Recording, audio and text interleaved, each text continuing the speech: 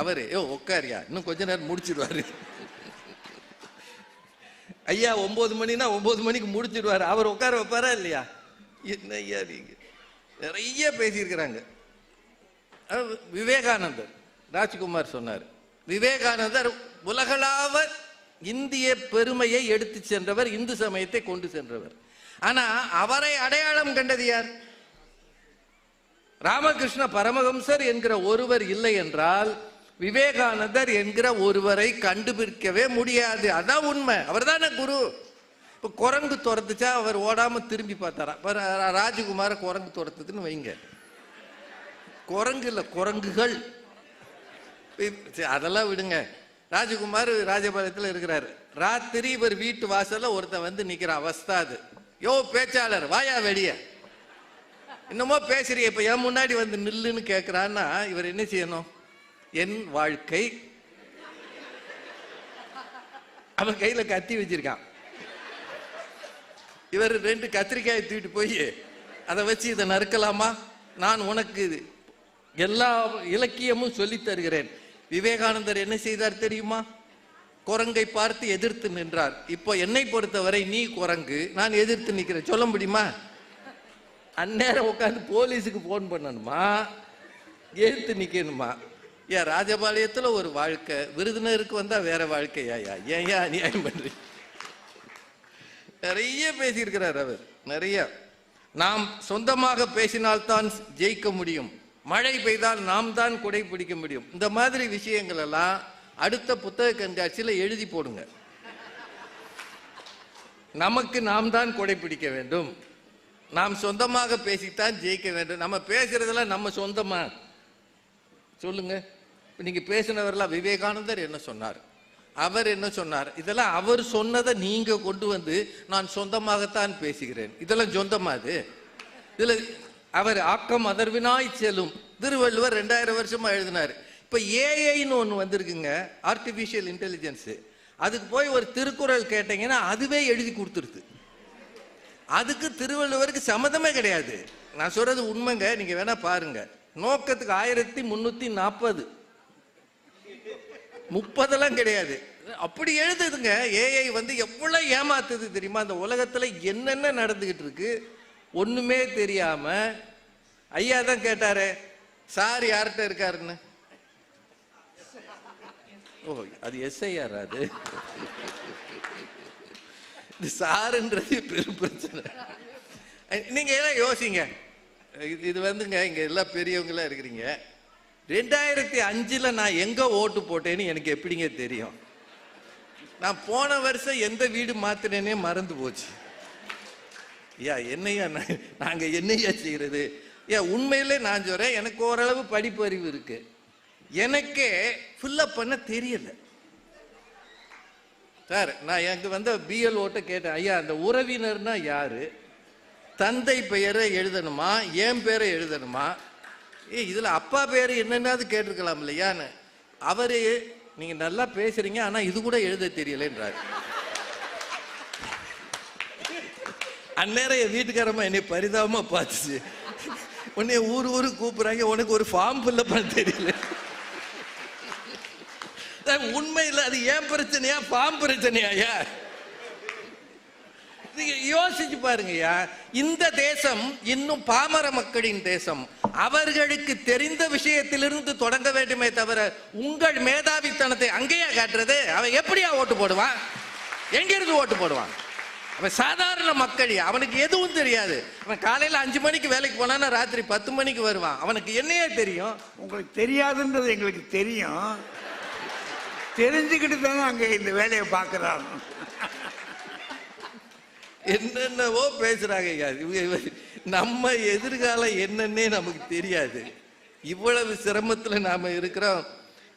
உண்மையிலே சொல்றேங்க, இங்க என்னோட பாண்டியன் ரோட்வேஸ் கார்பரேஷன்ல வேலை பார்த்த 4 நண்பர்கள் வந்திருக்கிறாங்க. இந்த ஊர்ல 1980 சாதாரணமா சுத்தி வந்தவன் தான் நான். இந்த ஊர்ல 4 வருஷம் இருந்திருக்கிறேன். அந்த முன்னாடி இருக்கிறாங்க 4 பேர். அவங்க இவ்வளவு காலம் கழிச்சு என்னைய நினைவு வச்சு இங்க வந்திருக்கிறாங்க. ஆனா இங்க நான் சுத்தி திரியும் போது அவங்க எல்லாருக்குமே தெரியும். அப்ப நவநீதன் ஒருத்தர் எங்க கூட வேலை பார்த்தாரு.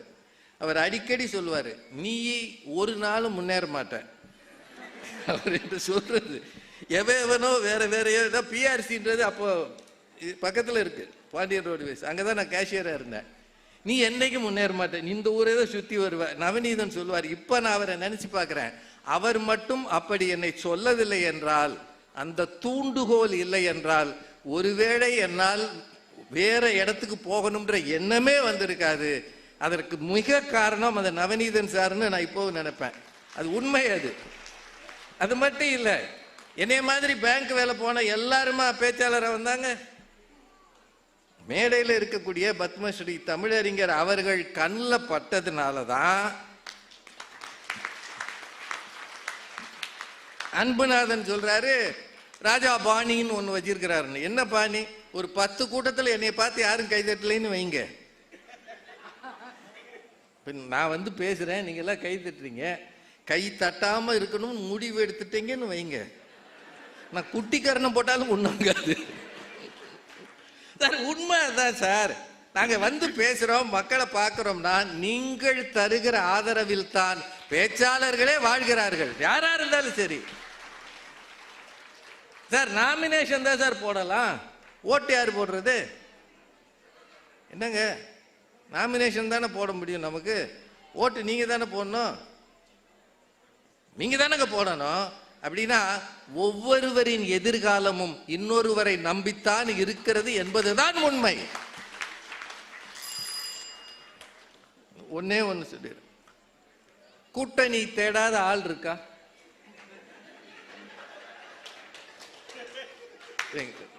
நான் யாரையும் சொல்லல, மகா பெரிய கட்சிகள் என்று சொல்லிக் கொள்பவர்கள் அது ஏன் இத்தினூண்டு கட்சியை தேடி உட்கார்ந்து இருக்கிறாங்க? இந்த கூட்டணியை உழைச்சிருவோமான்னு ஒரு கோஷ்டி ஏன் நினைக்குது? நினைக்கிறாங்களா இல்லையா? அப்படின்னா தன் பலத்தில் நிற்பதற்கு அரசியல் கட்சிகளே யோசிக்கும் போது கூட்டணி பலம்தான் ஜெயிக்கும் என்று அவர்களுக்கே தெரியும் போது உண்மைதானுங்க. அது துன்பம் நம்மளை துரத்திக்கிட்டே இருக்கும், எதிர்த்து நின்று நாம் ஃபேஸ் பண்ணி ஜெயித்தால் துன்பம் நம்மை விட்டு விலகி போகும்னு அவர் வாழ்க்கையில சொல்லி இருக்காருன்னா இதுதான். எவ்வளவு பிரச்சனைகள் வரும், எவ்வளவு இருந்தாலும் அவற்றிலிருந்து நாம தாண்டி முன்னுக்கு வரணுங்க. இப்ப நம்ம எல்லாம் பேசுறோம், உலகத்தின் மிகச்சிறந்த சொற்பொழிவாளர் என்று போற்றப்படக்கூடியவர் கிரேக்கத்தினுடைய டெமாஸ்தனிஸ், உலகத்தின் மிகச்சிறந்த சொற்பொழிவாளர்.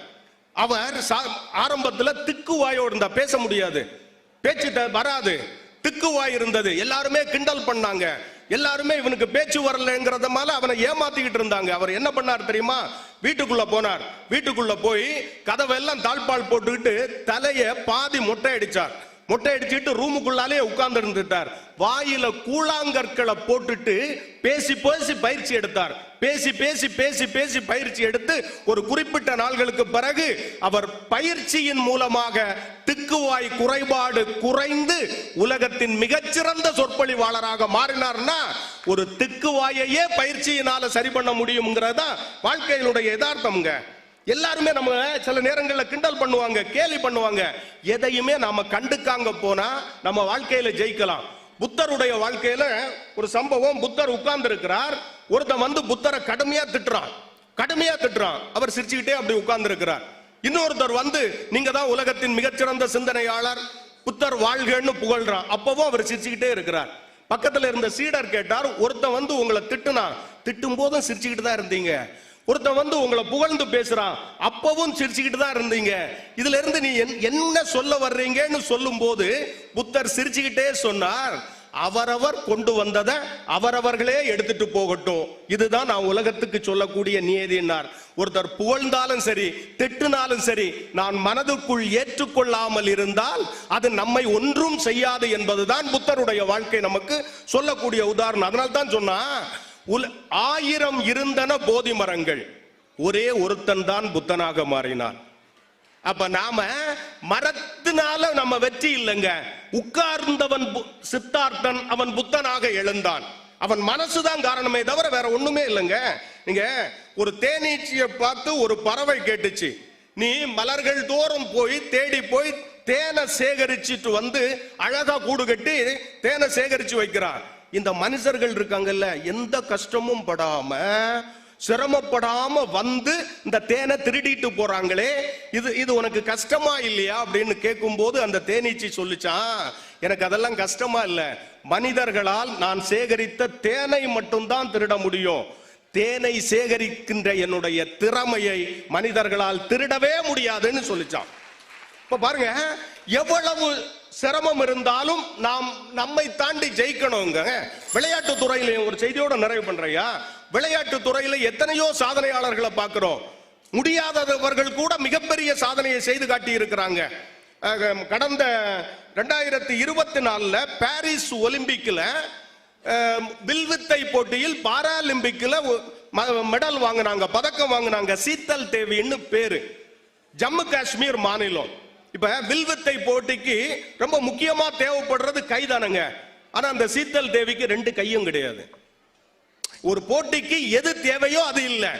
என்ன பண்ணாங்க தெரியுமா? 2 கால்களால் பயிற்சி எடுத்தாங்க. மிக கடுமையான பயிற்சி எடுத்து ஒரு நாளைக்கு 300 அம்புகளை செலுத்தி பயிற்சி எடுத்து அதன் மூலமாக சாதாரண சின்ன சின்ன போட்டிகள் எல்லாம் வெற்றி பெற்று பாரிஸ் ஒலிம்பிக் போட்டியில் பாராலிம்பிக்கில் தங்கப்பதக்கம் வாங்குகிற அளவிற்கு வெற்றி பெற்றிருக்கிறாங்கன்னா அது பயிற்சியும் முயற்சியினால தான் வருங்க. மிக குறைந்த வயதில் பாராலிம்பிக்கில் பதக்கம் வாங்கிய ஒரு போட்டியாளர் என்கின்ற சாதனையோடு அவங்க நிறைவு பண்ணி இருக்கிறாங்கன்னா அதான் விஷயங்க. எவ்வளவோ தடைகள் இருக்கும், எவ்வளவோ பிரச்சனைகள் இருக்கும், எல்லாத்தையும் மனசுக்குள்ள போட்டு அமுக்கிட்டு இருந்தோம்னா வெற்றி பெறவே முடியாது. எங்க ஊர்ல நடந்த ஒரு சம்பவம் ஐயா, ஒருத்தர் சாதாரணமா ஒரு தள்ளு வண்டி கடை வச்சு இட்லி வித்துக்கிட்டு இருந்தார். அப்புறமா தோசை போட்டார். அந்த சுவை நல்லா இருந்ததுனால மக்கள் தேடி வர ஆரம்பிச்சாங்க. கொஞ்சம் கொஞ்சமா காசை சேர்த்து வியாபாரத்தை பெருக்கினார். அந்த பகுதியில கொஞ்சமா ஒரு இடத்தை வாங்கி ஒரு கடையை கட்டினார், ஒரு ஹோட்டலா ஆரம்பிச்சார். ஹோட்டல் ஆரம்பிச்ச பிறகும் கூட்டம் அதிகமாயிடுச்சு. இதை பார்த்த உடனே ஏற்கனவே அந்த பகுதியில கடை நடத்திக்கிட்டு இருந்தவங்களுக்கு எல்லாம் வயிற்றுச்சல் வந்துருச்சு. இவன் வந்து நம்ம பொழைப்ப கெடுத்துருவானே நினைச்சிட்டு ஒரு நாள் இரவு அந்த கடையை தீ வச்சுட்டாங்க. அதிகாலையில வந்து பார்க்கிறார், மொத்த கடையும் எரிஞ்சு சாம்பலா இருக்கு. வந்து பார்த்தவர் அப்படியே எல்லாத்தையும் பார்த்துட்டு அப்படியே இடிஞ்சு போய் உட்கார்ந்தவர் ஒரு நிமிஷம் உட்கார்ந்தார். ஒரு நிமிஷம் உட்கார்ந்துட்டு சட்டுன்னு எந்திரிச்சார். எந்திரிச்சு அந்த கறிக்கட்டையா எல்லாமே கிடந்தது. அதுக்குள்ளால போனார். ஒரு கரகரன்னு ஒரு மரக்கட்டை இருந்தது, அதை எடுத்தார். ஒரு சாக் பீஸ் எடுத்தார், எழுத ஆரம்பிச்சார். பக்கத்துல பார்த்துக்கிட்டு இருந்தவங்க அவனுக்கு என்னமோ ஆயிடுச்சுன்னு நினைச்சாங்க. என்ன எழுதினார் தெரியுமா? கடை நாளை முதல் வழக்கம் போல் செயல்படும் அப்படின்னு எழுதினார். நீ என்னுடைய கடையை எரிக்கலாம், என் கனவையும் உழைப்பையும் உன்னால் எரிக்க முடியாதுன்னு சொன்னா எத்தனை தடைகள் வந்தாலும் அத்தனை தடைகளிலிருந்து என்னால் ஜெயிக்க முடியும் என்பதை தன்னம்பிக்கையால் ஜெயித்து காட்டலாம். நம் வாழ்க்கை என்பது நம் கையில் தானே தவிர இன்னொருத்தர் கையில் இல்லை. வாய்ப்புக்கு நன்றி, வணக்கம். நல்ல அந்த கடைக்காரர், சாப்பாட்டு கடைக்காரர் இருக்காரு பாருங்க, அது ஒரு நல்ல காரியம்தான். அது ரொம்ப அருமையாக அதை சொல்லியிருக்காரு. ஆனால் ஒன்று பிரச்சனை, அவருக்கு வீட்டில் போய் சாப்பிடணும், வீட்டம்மா தான் சாப்பாடு போட்டிருக்கணும். கூலி வாங்கிட்டாங்க. வாங்கிட்டு வெளியே போகும்போது 2 பேரும் சேர்ந்து போகிறாங்க. ஒருத்தர் எப்பா வாவே அப்படின்றாரு. என்னன்னாரு, ஒரு போட்டுக்கிடுவோம், உடம்பெல்லாம் வலியாக இருக்குடா, ரொம்ப சிரமமாக இருக்கு அப்படின்றாரு. அண்ணே எனக்கு பழக்கம் இல்லைண்ணே, நீங்கள் போயிட்டு வாங்கண்ணே. அட பாவி போயிலே, நீ இப்படி ஆளாவா இருக்க, இப்படி போய் நமக்கு தோதுப்படாது. ஏன்னா அவர் குடிக்க போகிறாரு. குடிக்க போகும்போது கூட ஒருத்தர் போகணுமா இல்லையா, துணைக்கு இவர் கேட்குறாரு. இவன் அன்னைக்குன்னு முடியாது அப்படின்ட்டான். இல்லைண்ணே எனக்கு பழக்கம் இல்லை, இது வேண்டாம் அப்படின்ட்டான். அப்ப குடிப்பது என்பது அவர் கையில் இருக்கு, குடிக்க மறுப்பது என்பது யார் கையில் இருக்கு? இவர் கையில் இருக்கு. இப்ப இவருக்கு இவர் தான் தலைவர், அவருக்கு அவர் இவரை வற்புறுத்த முடியாது. நீ வந்து குடிச்சுதான் ஆகணும்னு சொல்ல முடியாது. அவர் வந்து நீ குடிச்சுட்டு தான் போல ஆகணும்னு சொன்னா இப்ப இவர் கேட்பார்ல, நீ குடிக்காம இருந்து ஆகணும் சொல்லலாம்ல. அப்படின்னா ஒரு வகையில பார்க்க போனா அவரவர் வாழ்க்கை அவரவர் கையில், அப்படிதானே தோணுது. அது ஒன்றும் அதிகாலை விடியுது, விடிச்சுன்னா 2 பையனுக்கு பள்ளிக்கூடத்துக்கு போகிறான். ஒருத்தர் குளிச்சுட்டு தான் போகிறான், இன்னொருத்தன் போடா எருமை குளிக்குது போடா குளிக்கிறதா. அப்போ இவனுக்கு குளிக்க விருப்பம் இல்லை. குளிப்பதும் குளிக்காமல் இருப்பதும் அவனவன் கையில் தானே. ஆனா அவன் சரியா இருக்கிறான், இவன் குளிக்கிறான் சரியா இருக்கா, இவன் குளிக்காம போறான் அவன். இது 2வது கட்டத்தை வச்சுக்கோங்க. இன்னொருத்த வரான், பக்கத்தில் இருக்கிற போது அது பேசிக்கிட்டே இருக்கும்போது ஒருத்தர் என்ன செய்யறான்னா, இந்த கசக்கிறான், தூளை கசக்கிறான்.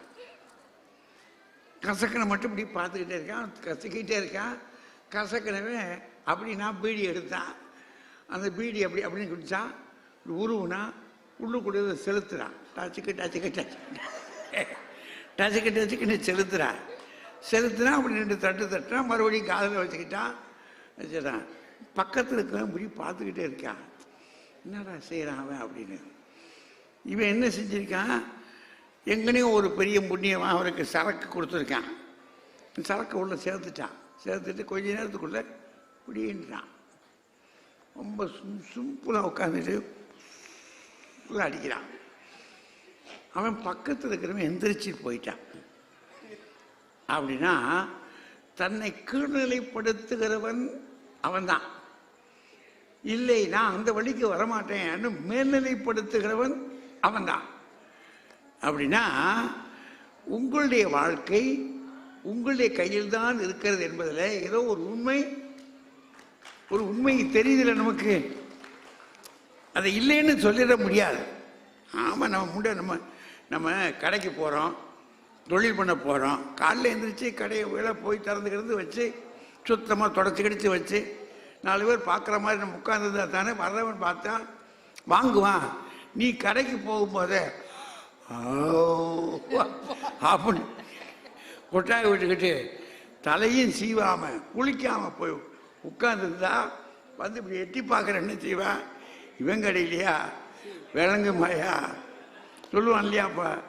அப்படின்னா தான் முன்னேற வேண்டும் என்பது, தன்னுடைய குடும்பம் முன்னேற வேண்டும் என்பதில் அவனவனுடைய பங்கு ஒன்று இருக்கத்தான் இருக்கு, இல்லைன்னு சொல்லிட முடியாது.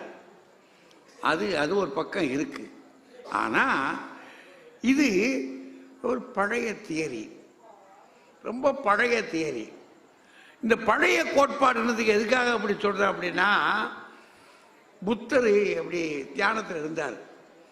இந்த புத்தரை பற்றி பேசினாங்க இல்லையா, அவர் தியானத்தில் இருந்துட்டு அவர் உபதேசம் பண்ணுறாரு. அவர் சொல்கிறாரு, தானே தனக்கு கேடு இழைப்போர். தனக்கு ஒரு கேடு வருதுன்னா அதுக்கு காரணம் யாரு? நம்ம தானே. சாப்பிடும்போது சொல்கிறாரு, 4 வடை சாப்பிட்ருக்கடா, வேணாண்டா 4 வடை சாப்பிட்ருக்கடா, இது புழுந்த வடைடா, சிக்கல்டா அப்படின்னு சொல்கிறா அம்மா. இன்னும் 2 கொடு அப்படின்றான். அவன் பார்க்குறா, அப்பன் புத்தி அப்படியே இருக்கு, நீ என்ன செய்யறது, இந்தாடா போட அப்படின்னா.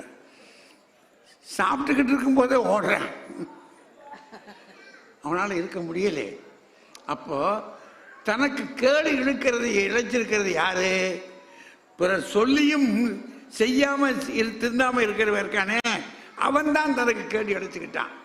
இப்போ அவன் கதை தான் கேடு இழைப்போன்றாரு. தன்னை சுத்தமாக்குவோன் அவன் யாரு? தானே தனக்கு சுத்தமாக்குவன், தானே தனது தீமையை ஒழிப்போன்.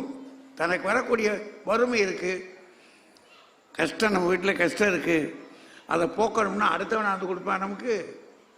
நம்ம கஷ்டத்தை நம்ம தானுங்க போக்கணும், அதில் ஒன்றும் தகராறே கிடையாது. இதெல்லாம் புத்தர் காலத்தில், சமணர்கள் காலத்தில் அடிப்படையாக ஒவ்வொரு தனி மனிதருக்கு சொன்ன நியதி. இது பொய்யல்ல, 100க்கு 100 உண்மை. இது பொய்யல்ல. ஆனால் இது என்ன ஆகும்னா, இந்த எம்டன் மகன் ஒரு படம் பார்த்துருக்கீங்களா? எம்டன் மகன், அதில் அவர் நாசர் எம்டனா நடிப்பார். அந்த எம்டனா இப்போ ஒவ்வொருத்தரும் நினைக்கிறான், ஓட்டா ஆறா நான் சம்பாதிக்கிறேன், நான் வேலை பார்க்குறேன், நானு நானு நானு அப்படின்னு. இப்போ எல்லா மனிதர்களுக்குள்ள என்ன வந்துருச்சுன்னு சொன்னால், ஒரு கட்டம் வந்த ஒருபாடு தான் எனும் பொய்யை வான வர வளர்க்கிறான். வானத்து வர என்னச்சானா, நான் யார் தெரியுமா, என்னய்யா தெருவுக்கு வரல, மக்களை பார்த்து ஒரு கதையும் செய்யலை, ஒரு தொண்டும் செய்யலை, ஒரு காலனா காசை கிள்ளி எரிஞ்சி போடலை. நான் யாரை சொல்றேன்னு உங்களுக்கு விளங்கும்.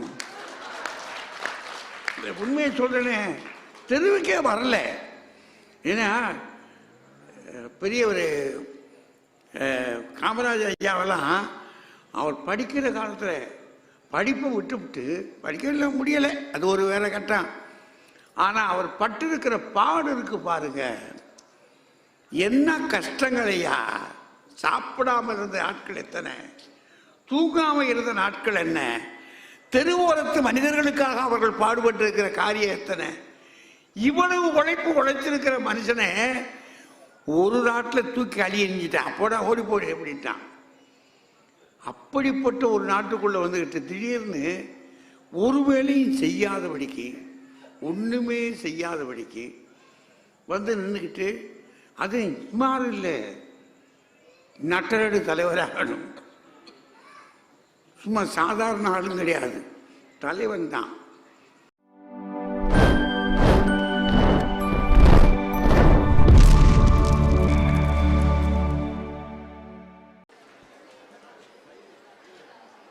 தமிழகம் முழுவதும் கல்வி சிறந்த மாநிலமாக இருப்பதற்கு அடிப்படை சமைத்த ஒரு அறிஞர் பிறந்த மண்ணிலே இந்த விழா நடக்கிறது. அவர் போட்ட பிச்சையில்தான் இந்த மாநிலம் எழுந்து நிற்கிறது, அறிவில் எழுந்து நிற்கிறது. அந்த மனிதரை இந்த நல்ல நாளிலே வணங்கி இந்த நிகழ்ச்சிக்கு வருகை தந்திருக்கின்ற இந்த மாவட்டத்து ஆட்சி பொறுப்பாளர் ஐயா அவர்களே, இந்த மாவட்டத்தில் இந்த தொகுதிக்கு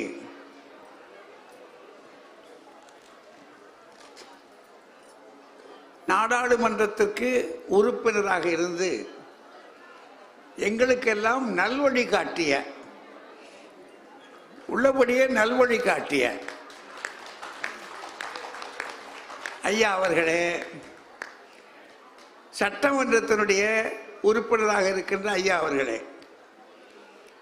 இன்றைய எழுத்தாளர்கள் 2 பேர், நண்பர் மதிக்கண்ணன் ஒன்று, நண்பர் நரேந்திரகுமார் அவர்களே, இங்கே வருகை தந்திருக்கிற அறிஞர் பெருமக்களே, பெரியோர்களே, தாய்மார்களே, இளைஞர்களே, குழந்தைகளே,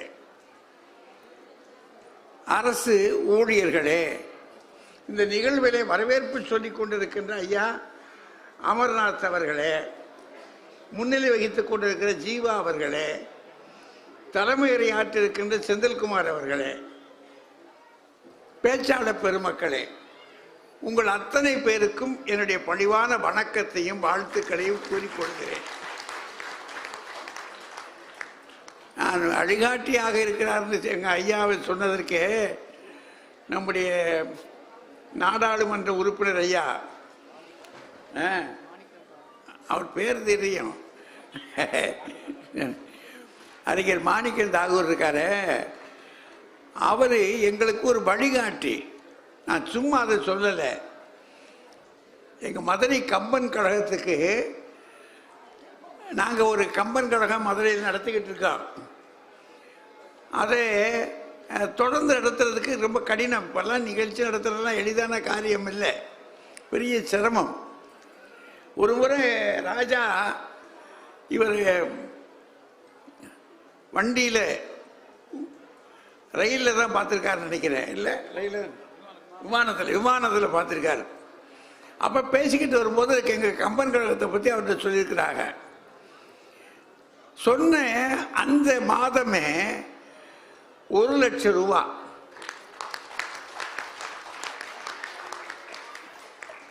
எங்கள் நிகழ்வுக்கு வந்து சேர்ந்தது. ஐயா அனுப்பிச்சி வச்சுருந்தாங்க. அதை நான் என்னமோ 25,000 கொடுத்தேன்னு ரொம்ப பெருசாக சொன்னார் ஐயா. அது ரொம்ப பெருந்தன்மையாக சொல்லிட்டார், நான் சொல்கிறதில்ல. ஆனால் ஐயா வந்து கொடுத்ததை வந்து சொல்லணும். அப்படி சொன்னாதான் மற்றவங்களும் செய்வாங்க. அதுக்காகத்தான். அதனால் அவருக்கு போட்ட வழிகாட்டியாக தான் நான் போய்கிட்டு இருக்கிறோம். கொஞ்சம். அதனால் முதல்ல அவரை நான் வணங்கி கொடுக்கிறேன். பெரியவர்களை இன்றைக்கு 2 நூல் வெளியிட்டிருக்கிறாங்க. நூலாசிரியர்களுக்கு என்னுடைய வாழ்த்து. இந்த மண்ணை சேர்ந்தவங்க அவங்க. அதுவும் இசைத்தட்டின் தன் வரலாறு. 1942 நான் சின்ன பிள்ளையாக இருந்த போது, அப்படின்னா அந்த காலத்தில் 1ஆம் 2ஆம் படிச்சுக்கிட்டு இருந்த காலம். அப்போ எங்களுக்கு கிடைச்ச ஒரே ஒரு கருவி இதுதான். ஏன்னா வீடுகளில் ஒன்றும் இருக்காது, எதுவும் இல்லை. வீட்டில் உடைமைகள் என்பதெல்லாம் ரொம்ப குறைச்சல் தான் இருக்கும் அந்த காலத்தில். இன்றைக்கு இருக்கிற மாதிரி உடைமைகள் இருக்காது வீட்டில். உடைமைகள் அப்படின்னா அந்த சாப்பாட்டு அறை இருக்கு பாருங்க, அங்கே இருக்கக்கூடிய தட்டு முட்டு சாமானும் ஏதாவது சாப்பிட்றது என்ன, அதுலேயே கூட வட்டினா 2 வட்டி தான் இருக்கும். வட்டில்னா 2 வட்டியில் இருக்கும். 2 பேர் சாப்பிட்டுக்கிட்டு இருந்தால் 3ஆவது ஆள் வெயிட் பண்ணிக்கிட்டு இருக்கணும். அவங்க சாப்பிட்டு முடித்த ஒருபாடு அதை கழுவுன தட்டு இருக்கு பாருங்க, அதில் தான் போடுவாங்க. நான்லாம் அப்படி பல நாள் காத்திருக்கேன். அதனாலே சில நாள் முந்திடுவேன். அந்த மாதிரி எல்லாம் இருக்கும். அப்படி இருந்த காலத்தில் எங்களுக்கு பொழுதுபோக்குறதுக்கு கிடைக்கிறது இந்த ஹிஸ் மாஸ்டர்ஸ் வாய்ஸ். அதுதான் முதல்ல. ஓடி ஓடி பார்ப்போம், தெருவா போவோம். ஏன்னா எங்கள் வீடுகளில் வாங்க முடியாது. அது பார்த்தா ஒரு பெரிய ஒரு நாய் ஒன்று இப்படி காத்துக்கிட்டு இருக்கான். ஒரு குழா ஒன்று இருக்கும். அதில் அவர் அதுக்கு பார்க்கணுமே, அது செகண்ட் ஹேண்ட் தான் வந்து இருக்காது. அதை அந்த காலத்தில் வச்சுக்கிட்டு ஒரு வைத்தியர் வீட்டில் இருந்துச்சு. அங்கே போய் கேட்போம் நாங்கள்.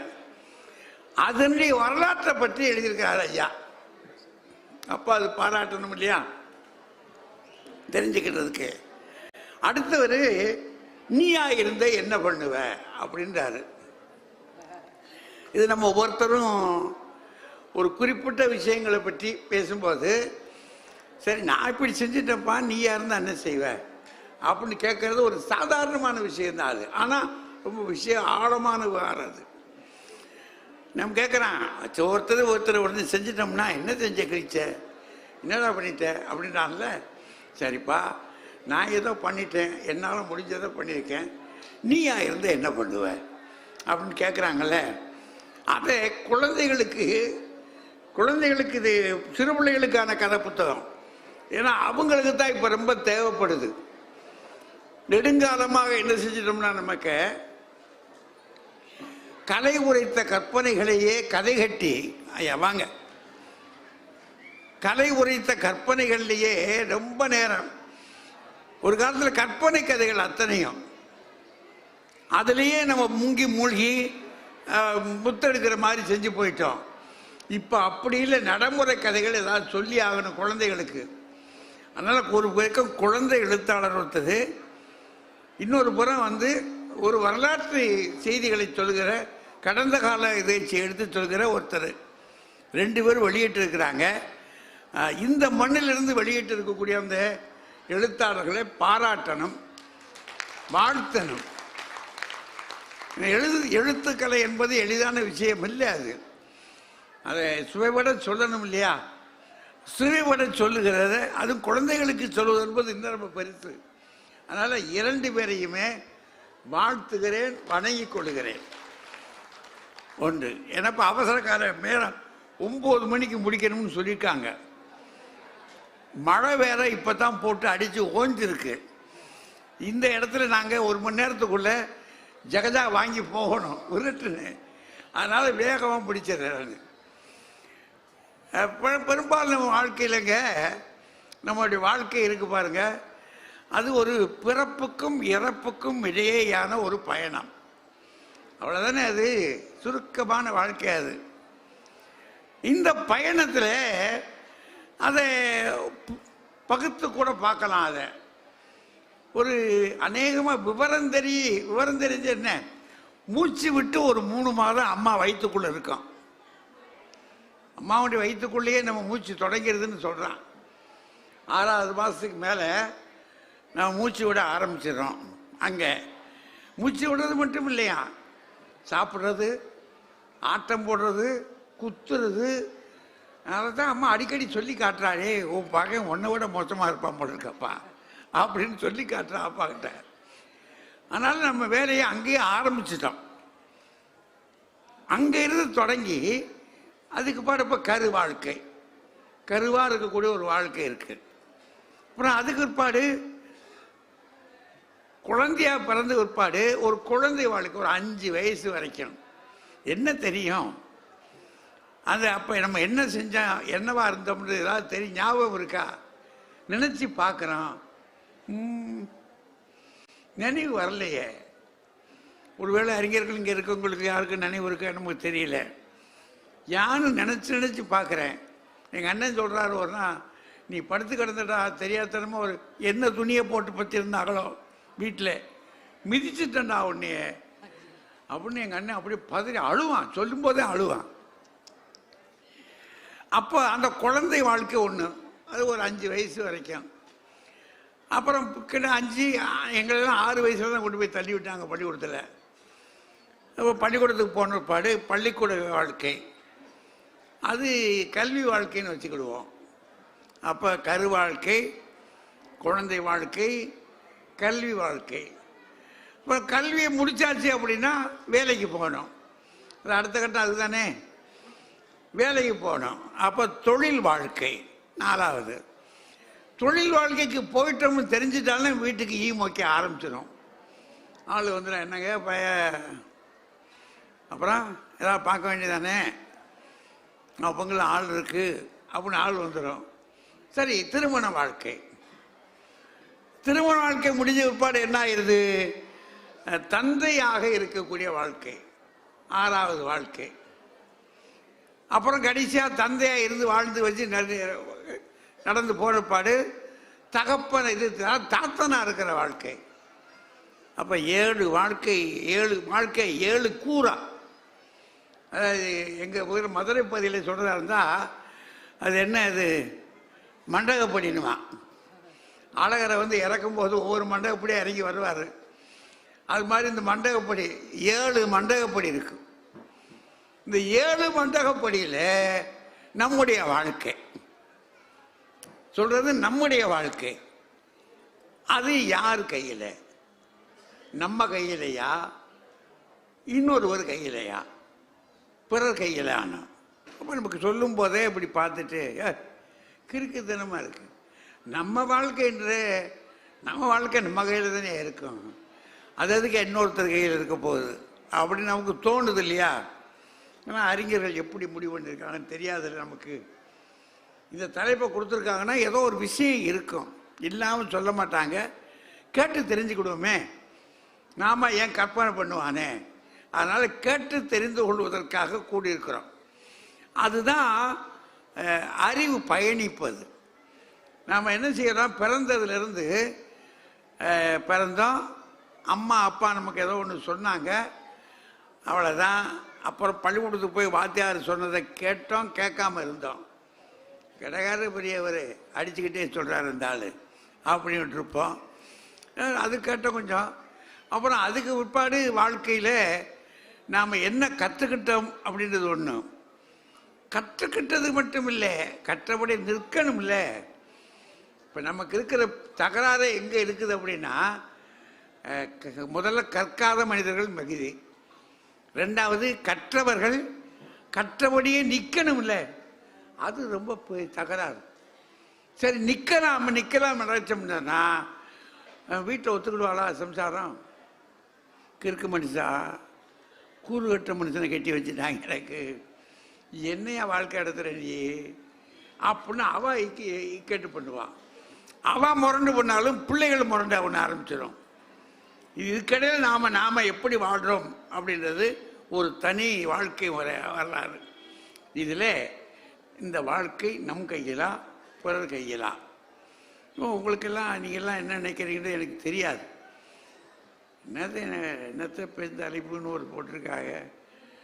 சரி, மழை பெஞ்சிருச்சு, வெளியே உடனே போக முடியாது, சரி என்னத்தையாவது சொல்லத்தையும் கேட்பான் அப்படின்னு அப்படி இருக்கீங்களோ, அல்லது இல்லைப்படியே கேட்போம், விவரம் என்ன தான் இருக்குது கேட்கணும். ஏன்னா எதுவானாலும் சரி கேள்வி ஞானம்ன்றது ஒன்று நம்ம போட்டு சொல்லிட்டான். எதையாவது கேள்றா, நீ கற்றதனாயினும் கேட்கன்றா. படிக்கலையா பரவாயில்ல, சரி ஒரு வாழ்க்கையை இழந்துட்ட, அது தப்பு தான், ஆனாலும் பரவாயில்ல கேட்கவாது செய்ய, கேட்டுக்க. நான் இதுக்கு பிற்பாடு நிற்கன்றான் மூணாவது. அதனால் நீங்கள் இங்கே கேட்கறது மட்டுமல்ல, உங்களுடைய அறிவை நீங்கள் பயன்படுத்துங்க. நம்ம ஊரார் அறிவை பயன்படுத்துறதை விட நம்ம அறிவை பயன்படுத்தணும். அதற்காக உங்களிடத்தில் வேண்டுதல் செய்து கொண்டு இப்போ நேரத்துக்கு நெருக்கிட்டேன். அதனால் இனி நாம் முன்னே நீட்டிக்கிறதை விட இவங்களை மோத விடலாம். நம்முடைய வாழ்க்கை யார் கையில் அப்படின்றதில் 4 பேர் பேசுகிறாங்க. ஒரு பக்கம் பேராசிரியர் அன்புநாதன், அவர் ஒரு மருத்துவர்.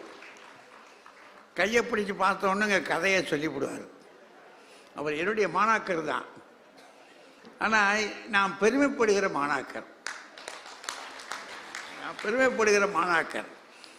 நம்மகிட்ட கற்றுக்கிட்ட பிள்ளை இவ்வளோ அறிவாளியாக இருக்கே, நம்மளை மிஞ்சி இருக்குதே அப்படின்னு. ஏன்னா அப்படி ரொம்ப, அதாவது எனக்கு எப்போது சிரமமாக இருந்தால் நான் இப்படி இருக்கிறேன்றதுக்கு காரணம் அவர் தான். நான் இப்படி இருக்கேன் அப்படின்றதுக்கு அவர் தான் காரணம். அதனால் ரொம்ப தெளிவான ஆள். மருத்துவத்தில் எவ்வளோ தெளிவாக இருக்காரோ அதுபோல் இந்த செய்தி சொல்லுவதிலும் தெளிவாக இருப்பார், நம்பலாம். அவர் ஒரு புறம். அந்த பக்கத்தில் தம்பி ராஜ்குமார், அவர் எங்கள் பண்ணையில் வளர்கிற அது ஒரு, அதை பறவைன்னு சொல்லலாம், இல்லை அது என்ன வேணாலும் சொல்லுங்கள், பயிர்னு சொல்லுங்கள், அது ஒரு உயிர், எங்கள் பண்ணையில் வளர்கிற உயிர் அது. அவர் ஒரு நல்ல பேச்சாளர், ரொம்ப அருமையாக செய்திகளை சொல்லுவார். என் பக்கம் ராஜபாளையத்தில் தான் இருக்கார். ஆனால் அவர் பிறந்து வளர்ந்தது நாகர்கோவில், ஆனால் இங்கே தொழில் பார்க்குறதுல ராஜபாளையத்து பக்கத்தில் இருக்கார். நல்ல செய்தி சொல்லுவார். அவங்க 2 பேரும் என்ன சொல்கிறாங்க, நம்ம வாழ்க்கை நம்ம கையில் தாங்க, அடுத்தவங்க கையில் இல்லைங்க. 2 பேர். இந்த பக்கத்தில் நம்ம ரேவதி அம்மா, இவங்க மதுரையில் நம்முடைய அது செந்தமிழ் கல்லூரியில் பணியில் இருக்காங்க. அவர் ஒரு துணை முதல்வரவங்க. அவங்க சொல்கிறாங்க, இல்லைங்க பிறர் கையிலே இருக்குது, சும்மா அப்படி நம்ம புழட்டிடக்கூடாது, அடுத்த கையிலையும் இருக்குதுங்க அப்படின்னு அவங்க சொல்கிறாங்க. எங்கெங்க அடி வாங்கினாங்களோ, அனுபவம்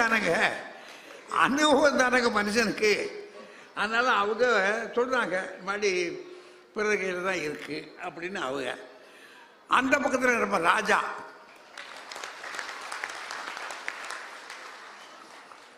அவரும் தெளிவாக சொல்கிறார், கல்யாணம் கட்டாததுக்கு முன்னாடி வரைக்கும் நம்ம கையில் தான் இருக்கிறத நினச்சிக்கிட்டு இருந்தோம்.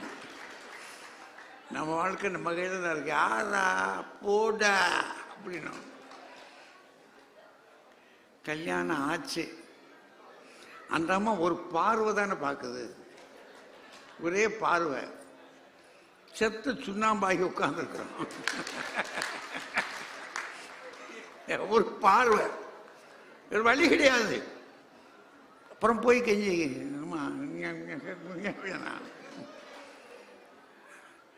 2 நாள் போச்சு, மனம் நிம்மதி இல்லாமல் இருக்கு. நம்ம மனசு நம்ம கையில் தானே இருக்கு. ஆனால் அவளுடைய ஒரு பார்வையில் இப்போ என்ன ஆகிப்போச்சு மனசு, திருமணத்துக்கு முன்னாடியும் கறங்குச்சு, இப்போ பின்னாடி ரொம்ப ரொம்ப கறங்குது. என்னடா கழுதேன்னு அவர் சொல்றார். நம்ம கையில் இல்லைங்க, பிறர் கையில் இருக்குங்க அப்படின்றார் அவர். நமக்கு கேட்டுக்கலாம் தானே, தெரிஞ்சுக்கிட. இனி நான் இடையில நிற்காதபடிக்கு அவர்கள் அழைப்பதில் பெருமைப்படுகிறேன் என்று சொல்லி, இப்போ நம் வாழ்க்கை நம் கையிலா பிறர் கையிலா என்ற இந்த தலைப்பில் நம் கையில் என்று சொல்ல வருகிறார் பேராசிரியர் அன்புநாதன் அவர்கள். வாங்க.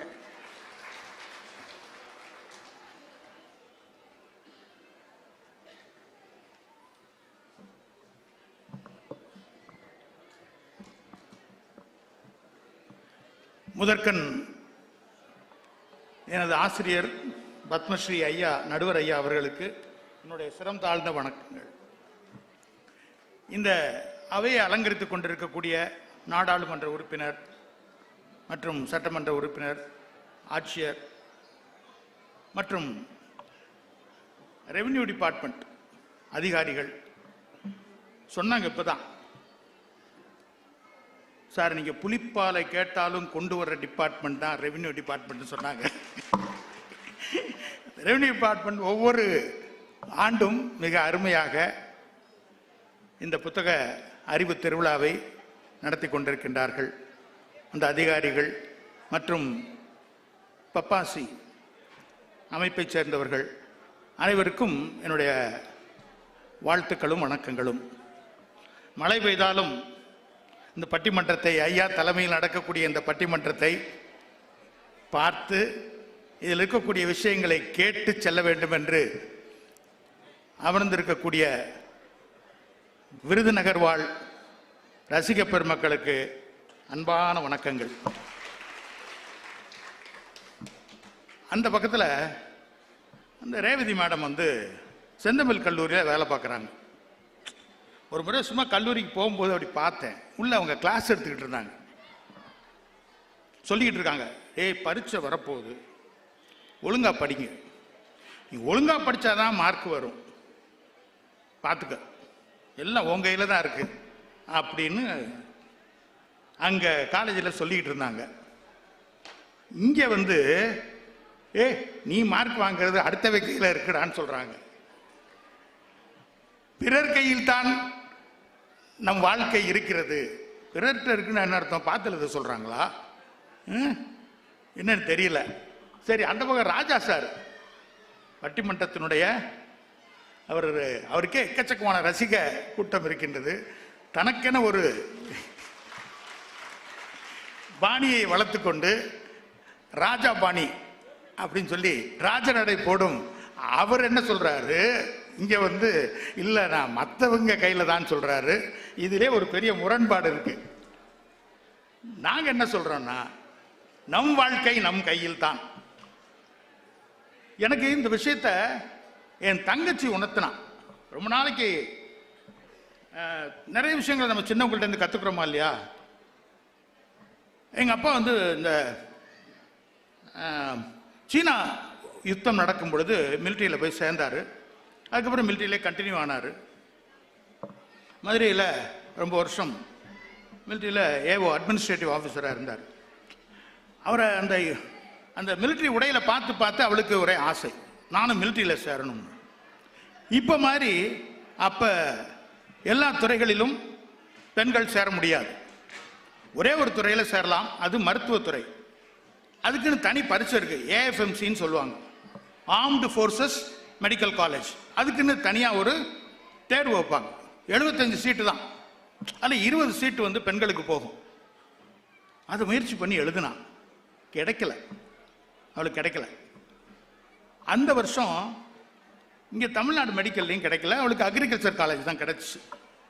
அக்ரிகல்ச்சர் காலேஜில் படிக்க ஆரம்பித்தாள்.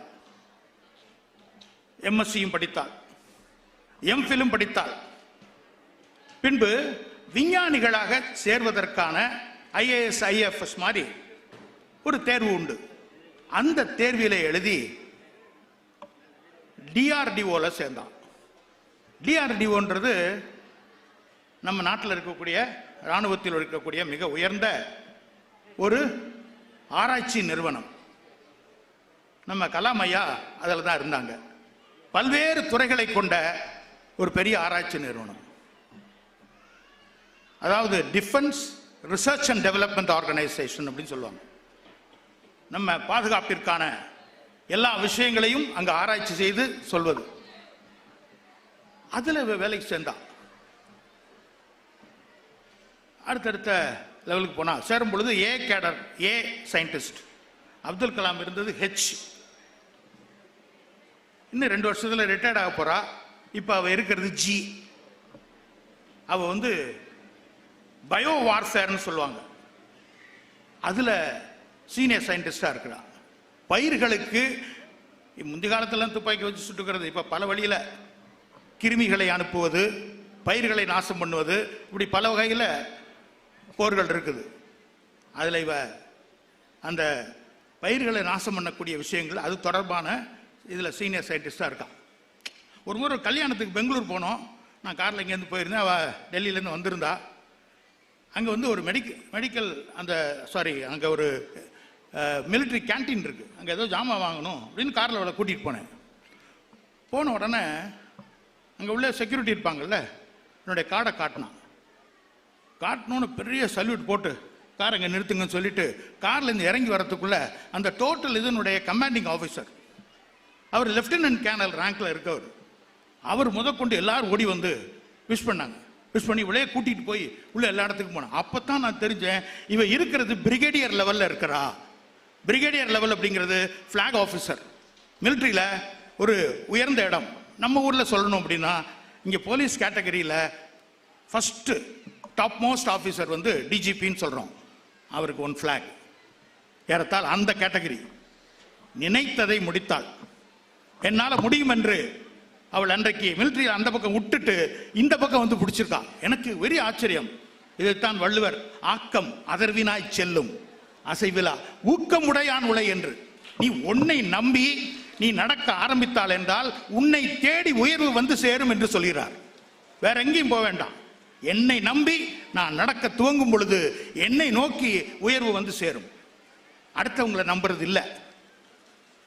அடுத்தவங்களை, அதாவது ஐயா சொல்லும் பொழுது சொன்னாங்க பல்வேறு மண்டகப்படிகள் இருக்குன்னு சொன்னாங்க. இருக்கு இருக்கு, இல்லைன்னு சொல்லல. நாம் சமூக விலங்காக பிறந்திருக்கின்றோம். நமக்கு மற்றவர்கள் வேண்டும். உயரமான ஒரு இடத்துல இருக்க ஒரு பொருளை எடுக்கணும். ஏணியை பயன்படுத்தி நான் மேலே ஏறி எடுக்கிறேன். அதனால இந்த பொருளை எடுத்தது ஏணி தான் சொல்ல முடியுமா? நான் தான் எடுத்தேன். ஏணியாக பயன்படக்கூடியவர்கள் பெற்றோர்களாக இருக்கலாம், ஆசிரியர்களாக இருக்கலாம், அல்லது நான் வேலை பார்க்கும் இடத்திலே இருக்கக்கூடிய உயர் அதிகாரிகளாக இருக்கலாம். எல்லா இடத்துலையும் எல்லாம் கரெக்ட். ஆனால் நான் என்னுடைய உயர்வு என்பது என் கையில் தான் இருக்கின்றது. நம் ஒவ்வொருவர் கையில் தான் இருக்கின்றது. ரொம்ப முன்னாடியே யாதும் ஊரே யாவரும் கேளீர் என்று சொன்ன கணியன் பூங்குன்றனார் அடுத்த வரியாக சொன்னார், தீதும் நன்றும் பிறர் தரவாரா என்று. எதுவும் அடுத்தவன் கொடுத்து வர்றதில்லை. உனக்கு நல்லது நடந்தாலும் சரி, கெட்டது நடந்தாலும் சரி, எல்லாம் ஒன்னால தான் சொன்னார். அன்னைக்கே சொல்றாரு, உன் கையை நீ நம்புன்னு சொல்லு. ரொம்ப நாளைக்கு அப்புறம் ஒரு திரைப்படத்திலையும் நம் வாழ்க்கை நம் கையில்னு சொல்லிட்டு ஒரு தடவை சொன்னா 100 தடவை சொன்னதுன்னு சொல்லி ஒருத்தர் சொன்னார். என்ன அது போடுங்க. இது எப்பவும் இருக்கணும். எஸ்ஐஆர் நம்ம கையில் இருக்கா, பிறர் கையில் இருக்கா? எல்லார் கையிலையும் இருக்குது. அதை எழுதி கொடுத்து உள்ள சேர்க்கறது நம்ம கையில தான் இருக்கு. நம்ம எழுதி கொடுத்து சேர்த்தோம்னா தான் நம்ம உள்ள போட முடியும். அப்பதான் நம்ம கையில மை வரும், இல்லாட்டினா வராது. அது வரட்டும், வாங்கி நம்ம அனுப்பிடுவோம். சரி சரி சரி. ஐயா வந்து சரியா ஞாபகப்படுத்தினாங்க. இந்த எஸ்ஐஆர்னு ஒன்று இருக்கே, அது யார் கையில் இருக்குன்னு கேட்டாங்க. அது வந்து நம்ம கைக்கு வரும், வந்தோடனே நம்ம அனுப்பிடுவோம். நம்ம ஏன்னா வர்ற பிஎல்ஓவே அவர் கையில் இல்லைன்னு.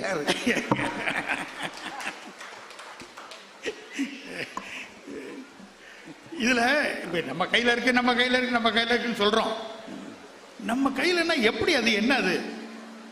அது ரொம்ப முக்கியமானது. இப்ப நம்ம நாட்டில் விடுதலை போராட்டம் நடந்துச்சு, ரொம்ப நாள் நடந்துச்சு, பிரிட்டிஷ்காரங்களை எதிர்த்து. அதில் முக்கியமாக பார்த்தா காந்தியை எடுத்துக்குவோம், இன்னொரு பக்கத்தில் சுபாஷ் சந்திர போஸ் எடுத்துக்குவோம். காந்தியடிகள் இந்தியாவிற்கு விடுதலை வேண்டும் என்று எண்ணுகிறார். அதே போல்தான் சுபாஷ் சந்திர போஸ் அவர்களும் விடுதலை வேண்டும் என்று எண்ணுகிறார்கள். இதற்கு இவர் ஒரு முடிவெடுக்கின்றார், நான் அகிம்சையில் போராடி நான் இந்த விடுதலையை வாங்க வேண்டும் என்று. அதே சமயத்தில் சுபாஷ் சந்திர போஸ் ஐயா அவர்கள் இல்லை, முல்லை முள்ளால் தான் எடுக்க வேண்டும், அவர்களைப் போல் நாமும் போராடி வெல்ல வேண்டும் என்று அவர் நினைக்கின்றார். அடுத்தது நினைச்சிட்டு பேசாம முற்றல, அதற்கான முயற்சிகளில் தொடர்ந்து ரெண்டு பேரும் ஈடுபடுகின்றார்கள். இதுதாங்க நம்ம கையில் எடுத்துக்கிறதுன்றது அர்த்தம். என்ன வேண்டும், அதற்கு ஏற்றாற் போல முடிவுகளை எடுக்க வேண்டும், முடிவுகளை எடுத்து முயற்சி செய்ய வேண்டும், வெற்றி அடைவோம். இது அடுத்தவங்க கையில் இருக்குன்னா என்ன அர்த்தம்? நமக்காக அவங்க முடிவு எடுப்பாங்களா? நமக்காக அவங்க என்ன எண்ணுவாங்களா? இவங்க சொல்றதை பார்த்தா விடுதலை நமக்கு கிடைத்தது பிரிட்டிஷ்காரங்கனால தான் அப்படின்னு சொல்ற மாதிரி இருக்கு. அவன் தான் கொடுத்தான், அதனால அவங்க தான் நமக்கு விடுதலை வாங்கி தந்தாங்கன்னு சொல்ற மாதிரி இருக்கு. நாம் போராடி வாங்கினோம். தலைவர்கள் அனைவரும் நம்மால் முடியும் என்று நினைத்தார்கள், அதற்காக போராடினார்கள், அதை எண்ணினார்கள், முடித்தார்கள். அப்படித்தான் அது. எப்படியோ வந்து யாரோ ஒருத்தர் மண்டபத்தில் எழுதி கொடுப்பாங்க, அதை வாங்கிட்டு வந்து ராஜா கிட்ட பாடி பொற்களி வாங்கிட்டு போயிடலாம்ன்ற ஜோலியே கிடையாது வாழ்க்கையில். ஏன்னா யாரும் உங்களை உயர்த்துவதற்காக இங்க காத்துக்கிட்டு இல்லை. அதான் நிதர்சனமான உண்மை.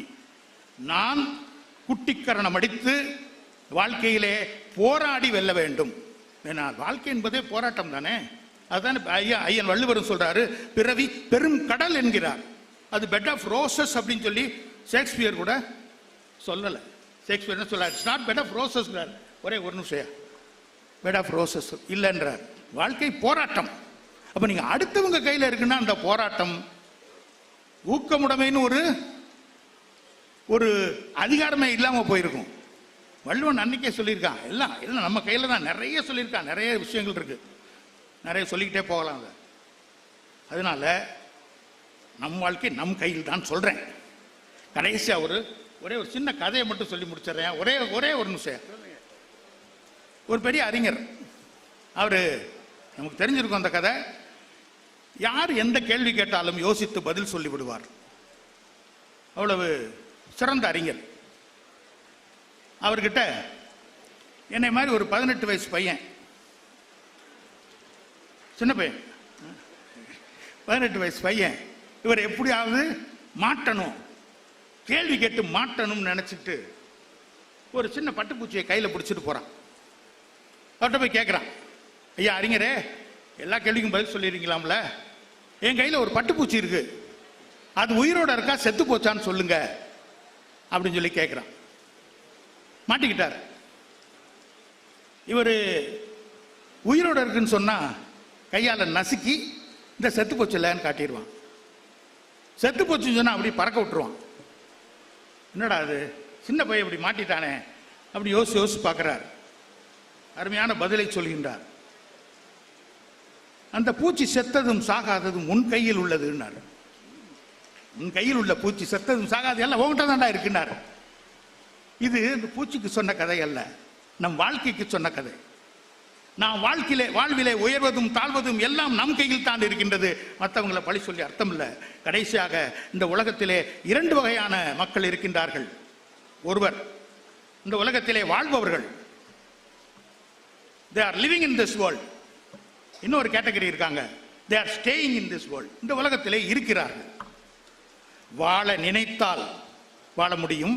வாழ்பவர்கள், வாழ்க்கை உயர்வு தங்கள் கையிலே என்று நினைப்பவர்கள். மற்றவங்கள்லாம் இங்கே இருக்கின்றார்கள். நாம் இருக்கின்றோமா, இருப்பவர்களில் இருக்கின்றோமா அல்லது வாழ்கின்றோமா என்பது நம் கையில் என்று நினைக்கும் போதுதான் வரும் என்று கூறி இந்த அருமையான வாய்ப்புக்கு நன்றி கூறி விடைபெறுகின்றேன். நன்றி, வணக்கம். நன்றி, வணக்கம். கடைசியிலே ஒரு சின்ன பைய கையில் பூச்சியை கொடுத்து அந்த பூச்சியினுடைய உயிர் யார் கையில் இருக்கு அப்படின்றத கேட்க சொல்லி கதையை முடிச்சுட்டார். அவர் எதிரில் இருந்தவர் பெரியவர் விட சொல்ல முடியாமல் திகைச்சு போய், அது உயிரோடு இருக்கிறதும் சாகிறதும் உங்கையில் தான்ப்பா இருக்குது அப்படின்னு சொல்லியிருக்கிறாரு. அது மாதிரி தான் நாம் முன்னேறதும் கீழே போகிறதும் நம்ம கையில் தான் இருக்குது. சுருக்கமாக சொல்லி முடிச்சிட்டார். நீ படித்தா முன்னுக்கு போகலாம். உன் படிப்பு வாத்தியாரை போடுவார். நீ படி, நல்லா படி. படித்த பிள்ளை ஆஃபீஸர் ஆகி போய் என்ன மாதிரி போயிருக்கு பாருங்க. டிஜிபி ரேங்குக்கு போயிருக்கு அந்த அம்மா. அப்போ அந்த அளவுக்கு இருக்கக்கூடிய பெருமையை பெறணும்னா அது ஓங்கையில் தான் இருக்குது. வாத்தியார் அப்படி தானே சொல்லுவார், நீ படிக்கணும்னாப்பா ஓங்கையில் இருக்கு அப்படின்னு. ஆமாம், அப்புறம் நம்ம வீட்டுக்கு நம்ம தானே சாப்பிட்டாகணும். அழுதழுது நம்ம வீட்டில் சொல்லுவாங்கள்ல, அழுதழுது அவள் தான்டா பிள்ளை பெறணும் அப்படின்னாங்கல்ல, அது மாதிரி தான் நம்ம கையில் தான் இருக்குன்னு முடிச்சுட்டார். தெளிவாக சொல்லியிருக்கிறார். என்ன சொல்ல போகிறாங்களோ, படித்தவன் பாட்டை கெடுத்தான்ல. வாங்க ரேவதி அம்மா வாங்க.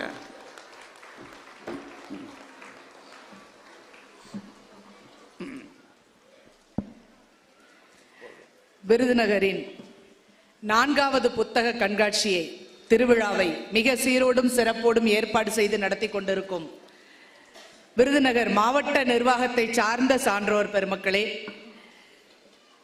பாராளுமன்ற உறுப்பினர் அவர்களே, சட்டமன்ற உறுப்பினர் அவர்களே, மாவட்ட ஆட்சி தலைவர் உள்ளிட்ட வருவாய்த்துறையை சார்ந்த சான்றோர் பெருமக்களே, இந்த அருமையான பட்டிமன்றத்தின் நடுவராக வீற்றிருந்து நல்லதொரு தீர்ப்பை வழங்க இருக்கின்ற எங்கள் தமிழறிஞர் பத்மஸ்ரீ ஐயா அவர்களே, பேச்சாளர் பெருமக்களே, இந்த பெரும் திடலை நிறைத்து அமர்ந்திருக்கும் ரசிகர் பெருமக்களே, உங்கள் அனைவரையும் வணங்கி மகிழ்கின்றேன். ஐயா, எனக்கு முன்னால் பேசிய டாக்டர் அன்புநாதன் ஐயா அவர்கள் எங்கள் எதிர்க்கட்சியாக இருந்தாலும் அவருக்கு என்னுடைய நன்றியை நான் முதலில் தெரிவித்துக் கொள்கிறேன். ஏன்னா எங்களுக்காக அவர் பேசிட்டு போயிருக்கார். கடைசியா ஒரு கதை சொல்லி முடிச்சாரு பாத்தீங்களா? அந்த பூச்சியினுடைய வாழ்க்கை யார் கையில இருக்கு கேட்ட உடனே அந்த பெரியவர் என்ன சொன்னாரா, உன் கையில இருக்குப்பா அப்படின்னு பையன்ட்ட சொன்னார். அப்படிதானா? இப்ப அவர் பேசுற கட்சிக்கு அவர் பேசி இருந்தா என்ன சொல்லி இருக்கணும்? பூச்சியோட வாழ்க்கை பூச்சி கையில இருக்குன்னு சொல்லி இருந்தாதான் அது தன் கையில் அர்த்தம். அது இன்னொருத்தன் கையில எல்லாம் இருக்கு.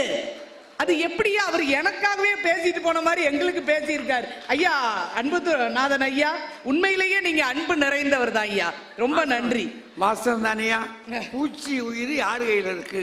பூச்சி கையில இருக்கா, ஆட்சி கையில இருக்கா? அப்புறம் என்னவா, அவர் எங்க கல்லூரிக்கு வந்தாரியா, அதெல்லாம் வந்தாரு, பார்த்தாரு. நான் என் பிள்ளைகள்கிட்ட பேசிக்கிட்டு இருந்ததை கேட்டாரு. உன் பிரச்சனை உன் கையில இருக்கு அப்படின்னு நான் ஊக்க உரை கொடுக்க போய் தான் அவனால படிக்க முடிந்தது, நல்லா தேர்வு எழுத முடிந்தது. ஒரு மாணவர்கள் உருவாவார்கள் என்றால் அதற்கு அடிப்படையில் ஆசிரியர்கள் தான் இருக்க முடியுங்கிறதையும் ஐயா அவர்கள் சொல்லிட்டார். முதல்ல டாக்டருக்கு நன்றி.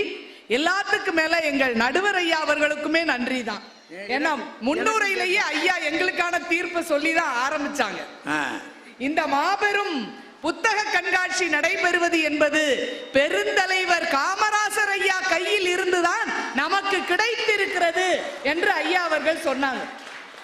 பெற்ற தாய்க்கு பிரியத்தை மட்டும் கொடுத்து இந்திய தாய்க்கு இதயத்தையே கொடுத்த கர்ம வீரர் கல்வி கண் கொடுத்ததால் தான் இன்றைக்கு மாவட்டந்தோறும் புத்தக கண்காட்சியை, ஒரு மாபெரும் அறிவு திருவிழாவை நாம் நடத்த முடிகிறது என்றால் யார் கையில் இருக்கு? நம்ம வாழ்க்கை பிறர் கையில தாங்கய்யா இருக்கு. யாரோ ஒருத்தர் இன்ஸ்பிரேஷனாக, முன்னுதாரணமாக இருந்துதான் நம்மை வாழ வைத்துக் கொண்டிருக்கிறார்கள் என்பதை நன்றியோட நம்ம நினைச்சு பார்க்கணும். நடுவர் அவர்களே, இந்த 2 நாள்ல இந்துஸ்தான் டைம்ஸ் ஒரு பத்திரிகை, ஒரு ஆங்கில பத்திரிகை, அந்த பத்திரிகை ரஜினிகாந்த் டைம்ஸ் போட்டு முதல் பக்கத்திலேயே நடிகர் சூப்பர் ஸ்டார் ரஜினிகாந்த் அவர்களின் 50 ஆண்டு திரையுலக வரலாற்றை பாராட்டி ஒரு பக்கமே வெளியிட்டு இருக்கிறது. இந்துஸ்தான் டைம்ஸ் என்பதை ரஜினிகாந்த் டைம்ஸ் என்று போட்டு வெளியிட்டு இருக்கிறார்கள். இது ஒரு பெரிய விஷயம் இல்ல, அவருடைய திறமை இருக்கட்டும். ஆனால் அந்த சூப்பர் ஸ்டார் என்ன சொல்றார் தெரியுமா? நான் இவ்வளவு பெரிய உயரத்துக்கு வந்திருக்கிறேன் என்றால் அதற்கு அடிப்படை காரணம் என்னை உருவாக்கிய என்னுடைய இயக்குனர் கே பாலச்சந்தர் என்ற ஒருவர் தான் என்று குருவோட கையில தன்னை ஒப்படைக்கிறார். அது மட்டுமல்ல, நடிப்பு கல்லூரியில அவருக்கு பாடம் சொல்லி கொடுத்த ஆசிரியர் கோபாலி என்பவரை சொல்லி சொல்லி பெருமைப்படுகிறார் என்றால் யாருமே தன்னுடைய உயர்வுக்கு நான் காரணம் என்று சொல்வதே கிடையாது. நிச்சயமாக அடுத்தவர்களின் உதவியால் தான் நான் உயர்ந்திருக்கிறேன் என்று சொல்வதுதான் வழக்கம். அதுதான் உண்மையும் கூட. எத்தனை பேர் உயர்ந்திருக்கிறார்கள்? அதை விட்டுட்டு இன்னைக்கு இத்தனை புத்தகம் இன்னைக்கு வெளிவந்திருக்கிறது. கவிஞர் முத்துலிங்கம் ஐயா அருமையா சொல்றார், நான் இவ்வளவு கவிதை எழுதுகிறேன்னா அதுக்கு என்ன காரணம் தெரியுமா? என்னுடைய கற்பனை ஆற்றல் என் கையில இருக்குன்னு சொல்லல. அவர் என்ன சொன்னாரு? என்னுடைய தாய் என் தம்பி தங்கைகளுக்கு தாலாட்டு பாடினாங்க பாருங்க கற்பனையாக. அதை கேட்டு கேட்டு வளர்ந்ததால் தான் கவிதை எழுத வேண்டும் என்ற உணர்வு எனக்கு வந்தது என்று சொல்கிறார். என்றால் நம் வாழ்க்கை எப்போதுமே அடுத்தவர் கையை பிடித்துதான் வளர்ந்து கொண்டிருக்கிறது என்பதை தயவு செய்து மறந்துடக்கூடாது. ஐயா நடிகர் திலகம் சிவாஜி கணேசன் ஐயா அவர்களுக்கு வயசான காலத்துல பின்னாடி மாரடைப்பு வந்து ஒரு முறை மருத்துவமனையில் அவர் அட்மிட் ஆயிருக்கார். அவரை பார்க்கிறதுக்கு இயக்குனர் பாரதி ராஜா வந்து பார்த்துட்டு இருக்கார். ரெண்டு பேரும் பேசி விசாரிச்சுக்கிட்டு இருக்கும் போது சிவாஜி வந்து அவர்கிட்ட கதையை சொல்றாரு. நான் சாப்பிட்டுட்டு மத்தியானம் சாப்பிட்டு போய் படுத்தேன்னா 3 மணி நேரம் நல்லா தூங்குவேன். 3 மணி நேரம் நல்லா தூங்குவேன். கரெக்டா 5 மணிக்கு கமலா காஃபியோட வந்து என்னை எழுப்புவாங்க. அப்பந்தான் எந்திப்பேன். இதான் வழக்கம். அன்னைக்கு திடீர்னு 4:30க்கு முழிப்பு வந்து நெஞ்சு வலி வந்து அடைச்சிருச்சு, வேர்த்திருச்சு, என்னால ஒண்ணுமே முடியல. பக்கத்துல டேபிள்ல அந்த நாக்கு கடியில வைக்கிற மாத்திரை இருக்கு, ஆனா அதை எடுக்க கூட என்னால முடியல, கீழே விழுந்துருவோன்னு பயம். நான் பதறி கொண்டு இருந்த போது நல்ல வேளையா 5 மணிக்கு காப்பி கொண்டு வர்ற கமலா அன்னைக்கு 4:30க்கு காப்பியோட வந்ததுனால நான் காப்பாற்றப்பட்டேன் அப்படின்னு சொல்லிட்டு அதுக்கு மேல கேட்கிறாரு பாரதி ராஜாவை பார்த்து, ஏன்பா நீ வீடுலாம் கட்டிட்டியா? ஆமாங்கய்யா 4 வீடு கட்டியிருக்கேன். நீ 4 என்ன 40 வீடுனாலும் கட்டு, ஆனா அந்த வீடுங்கிறது பெரிய வீடா கட்டிராத, அளவாக இருக்கிற வீடா கட்டு. ஏனென்றால் ஒருத்தன் கூப்பிட்டா குடும்ப உறுப்பினர்கள் என்னன்னு கேட்கிற அளவுக்கு வீடு இருக்கணுமே தவிர பங்களா மாதிரி கட்டிராத. நான் கத்துனது பிரபு பிரபுன்னு கூப்பிட்டேன், ராம்குமார்னு கூப்பிட்டேன், ஒருத்தருக்குமே நான் பேசினது கேட்கவில்லை என்றால் உறுப்பினர்கள் கூப்பிட்ட உடனே வருகிற அளவுக்கு அளவாக கட்டு என்று சொல்கிறார். என்றால் நடுவர் அவர்களே, வாழ்க்கை என்பது குடிசையா இருக்கணும்ன்றாரு. அளவான வீடு, குடிசை வீடு இல்ல, பார்க்க தேவையான அளவுக்கு இல்லையா? அதான் அவர் சொல்றாரு நடுவர் அவர்களே, என் கையில வாழ்க்கை இல்லை, வாழ்க்கையில் பணபலம் என்பதை விட பலர் பலம் என்பதுதான் முக்கியம் என்பதைத்தான் அங்கே நடிகர் திலகம் சொல்லி இருக்கிறார். என்றால் வாழ்க்கையில் பிறர் கையில் தான் நம்முடைய வாழ்க்கை இருக்கிறது. இன்னைக்கு கல்வி வந்து எவ்வளவோ முன்னேறி இருக்கு. ஆனா சின்ன வயசுல நம்ம நினைக்கிற மாதிரி நம்ம படிக்கிறோமா? சின்ன வயசுல நமக்குன்னு ஒரு ஆசை இருக்கும், ஏதோ ஒண்ணு படிக்கணும்னு ஆசை இருக்கும். ஆனா காலம் மாற மாற மாற கால சூழலுக்கு ஏற்றார் போல நம்ம என்ன படிக்க போறோம்ங்கிறத சூழல் தான் தீர்மானிக்கும், பிறர் கை தான் தீர்மானிக்கும். ஒரு காலத்துல ஆர்ட்ஸ் காலேஜ்ல படிச்சு முன்னேறினவங்க இருந்தாங்க. அதுக்கப்புறம் திடீர்னு மாறுச்சு, இன்ஜினியரிங் காலேஜ்ல படிச்சாதான் வேலை வாய்ப்புன்னு புற்றீசல் மாதிரி இன்ஜினியரிங் காலேஜ் நிறைய படிச்சாங்க. அதுலயும் கம்ப்யூட்டர் சயின்ஸ் படிக்கணும்னு ஒரு குரூப், அதுக்கப்புறம் ஐடியா படிச்சாங்க. இப்ப எங்க போய் நிக்கிறோம்?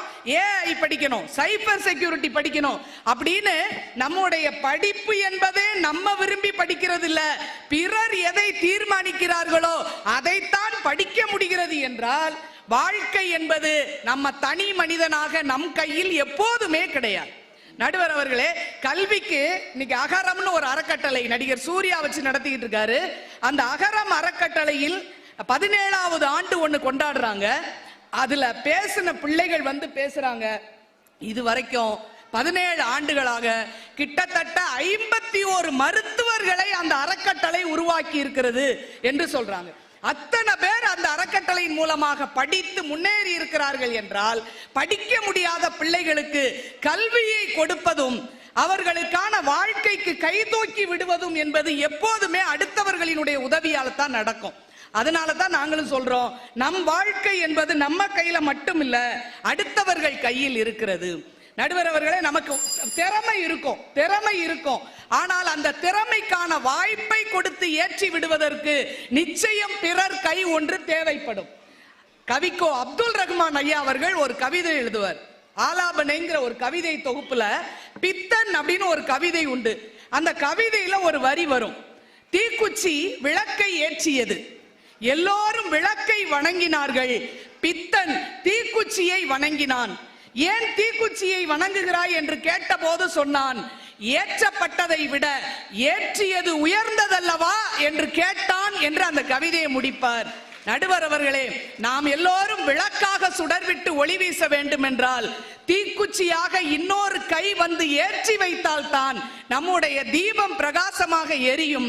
அதனால் நம்முடைய நண்பர்கள், நம்முடைய உறவுகள் மட்டுமல்ல, நம்முடைய எதிரிகள் கூட நம் வாழ்க்கையில் நாம் உந்து சக்தியாக இருந்து நம் வாழ்க்கையில் முன்னேறுவதற்கு காரணமாக இருக்கிறார்கள் என்றால் நம் வாழ்க்கை என்பது எப்போதும் பிறர் கையில் தான் என்று சொல்லி வாய்ப்புக்கு நன்றி பாராட்டி விடைபெறுகிறேன். நன்றி, வணக்கம். கேட்டீங்களா? தெளிவாக சொல்லிட்டாங்க.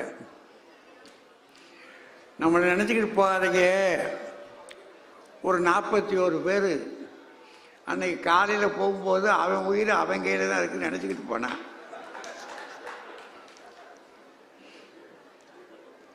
இல்லைங்க, காலையில் அப்படி தானே போயிருப்பான், தாய் அப்படி தான் போயிருக்கும்.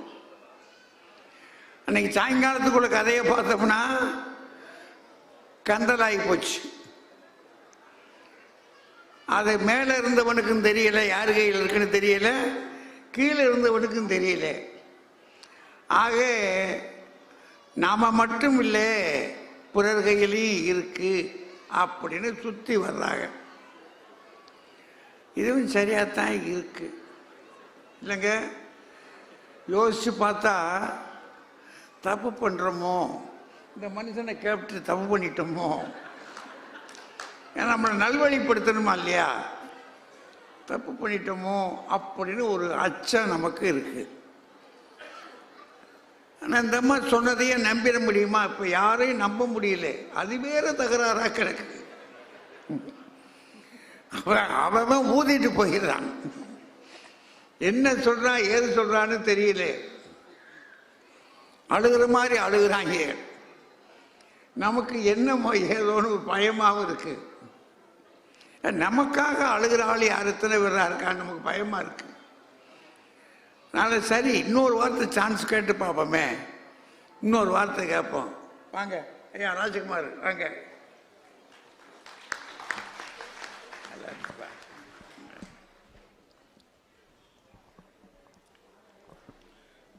பட்டிமன்ற பிதாமகர் பத்மஸ்ரீ தமிழறிஞர் ஐயா அவர்களே, பட்டிமன்ற அறிஞர் பெருமக்களே, மாவட்ட ஆட்சித்தலைவர் அவர்களே, நாடாளுமன்ற சட்டமன்ற உறுப்பினர்களே, மாவட்ட நிர்வாகத்தை சார்ந்த அதிகாரிகளே, அடாது மழை பெய்தாலும் அமர்ந்திருந்தும் நின்று கொண்டும் தமிழை கேட்போம் என்ற உறுதியோடு இங்கே அமர்ந்திருக்கின்ற என் தமிழ் சொந்தங்களே, உங்கள் அனைவருக்கும் அன்பின் வணக்கம்.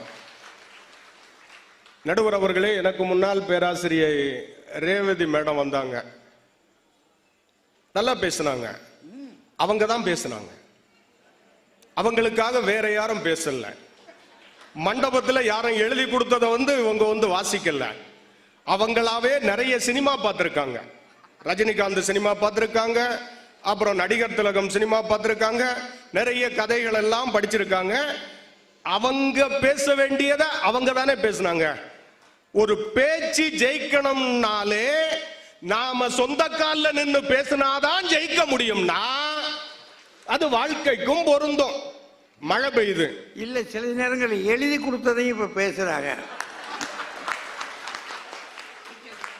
அது நிலைக்காதுயா, அது நிலைக்காது. சொந்தமா பேச்சுங்கிறது உள் உணர்வுல இருந்து வரணும். யாரோ ஒருத்தர் எழுதி கொடுத்ததை பேசினா அது நிலைக்காது. நீங்க தான் சொன்னீங்க 41 பேர் காணாம போயிட்டாங்கன்னு. இதுல இருந்து இந்த தலைப்புக்கான இதுதான். எந்த கூட்டத்துக்கு போனாலும் நம்ம உசுர நாமளே காப்பாத்திக்கணுங்கிற தன்னம்பிக்கையும் உறுதியும் இருந்தா போங்க. விட மாட்டேன் நானே. யாரையோ நம்பி போனா வளர்த்துக்கிட்டாங்களே, யாரையோ நம்பி போனா சிக்கல் தான் வரும். அதுதான் இது. நம்ம உசுறு நாம தாங்க காப்பாத்திக்கணும். மழை பெய்யுது, மழை பெய்யும் போது நனையாம இருக்கணும்னா நாம தான் குடை பிடிக்கணும். யாரோ ஒருத்தர் வந்து குடை பிடிப்பாங்கன்னு நினைஞ்சு போனா மழையில நனைவோம், அப்புறம் ஜலதோஷம் வரும், காய்ச்சல் வரும். நாம தான் ஊசி போடணும். உங்களுக்காக வேற யாரும் ஊசி போட முடியாது. உங்களுக்கு நோயின்னா நீங்க தான் மருந்து சாப்பிடணும். நான் வரும்போது எனக்கு இன்னொருத்ததான் கொடை பிடிச்ச வந்தாரு. அவங்க பேசும்போது சொன்னாங்க தெரியுமா, கர்ம வீரர் காமராஜரை பற்றி பேசினாங்க. எங்க விருதுநகர் வந்தாலே ஒன்னு சொல்றேங்க, கர்ம வீரர் காமராஜர் இன்றும் மக்கள் மனதில் வாழ்ந்து கொண்டிருக்கிறார். தன்னம்பிக்கையும் உழைப்பும் மக்கள் மீது இருக்கிற அன்புமோடு நாம் வேலை செஞ்சா மக்கள் எப்போதும் ஞாபகத்தில் வைத்திருப்பார்கள் என்பதற்கு கர்ம வீரர் காமராஜருடைய வாழ்க்கை உதாரணம். எங்க எப்படி அகரம் பவுண்டேஷனை பற்றி சொன்னாங்க.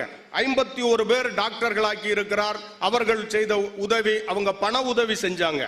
ஆனா அவங்க அந்த படிக்க வைக்கிறதுக்கு மாணவர்களை தேர்வு செய்யும் போது என்ன பண்ணுவாங்கன்னா, நல்லா படிக்கிற பிள்ளைகளா பார்த்து தான் தேர்வு பண்ணுவாங்க. நல்ல மார்க் எடுத்திருக்கணும், பொருளாதார வசதி இல்லைன்னா அவங்க உதவி செய்வாங்க. ஒண்ணு தெரியுமா,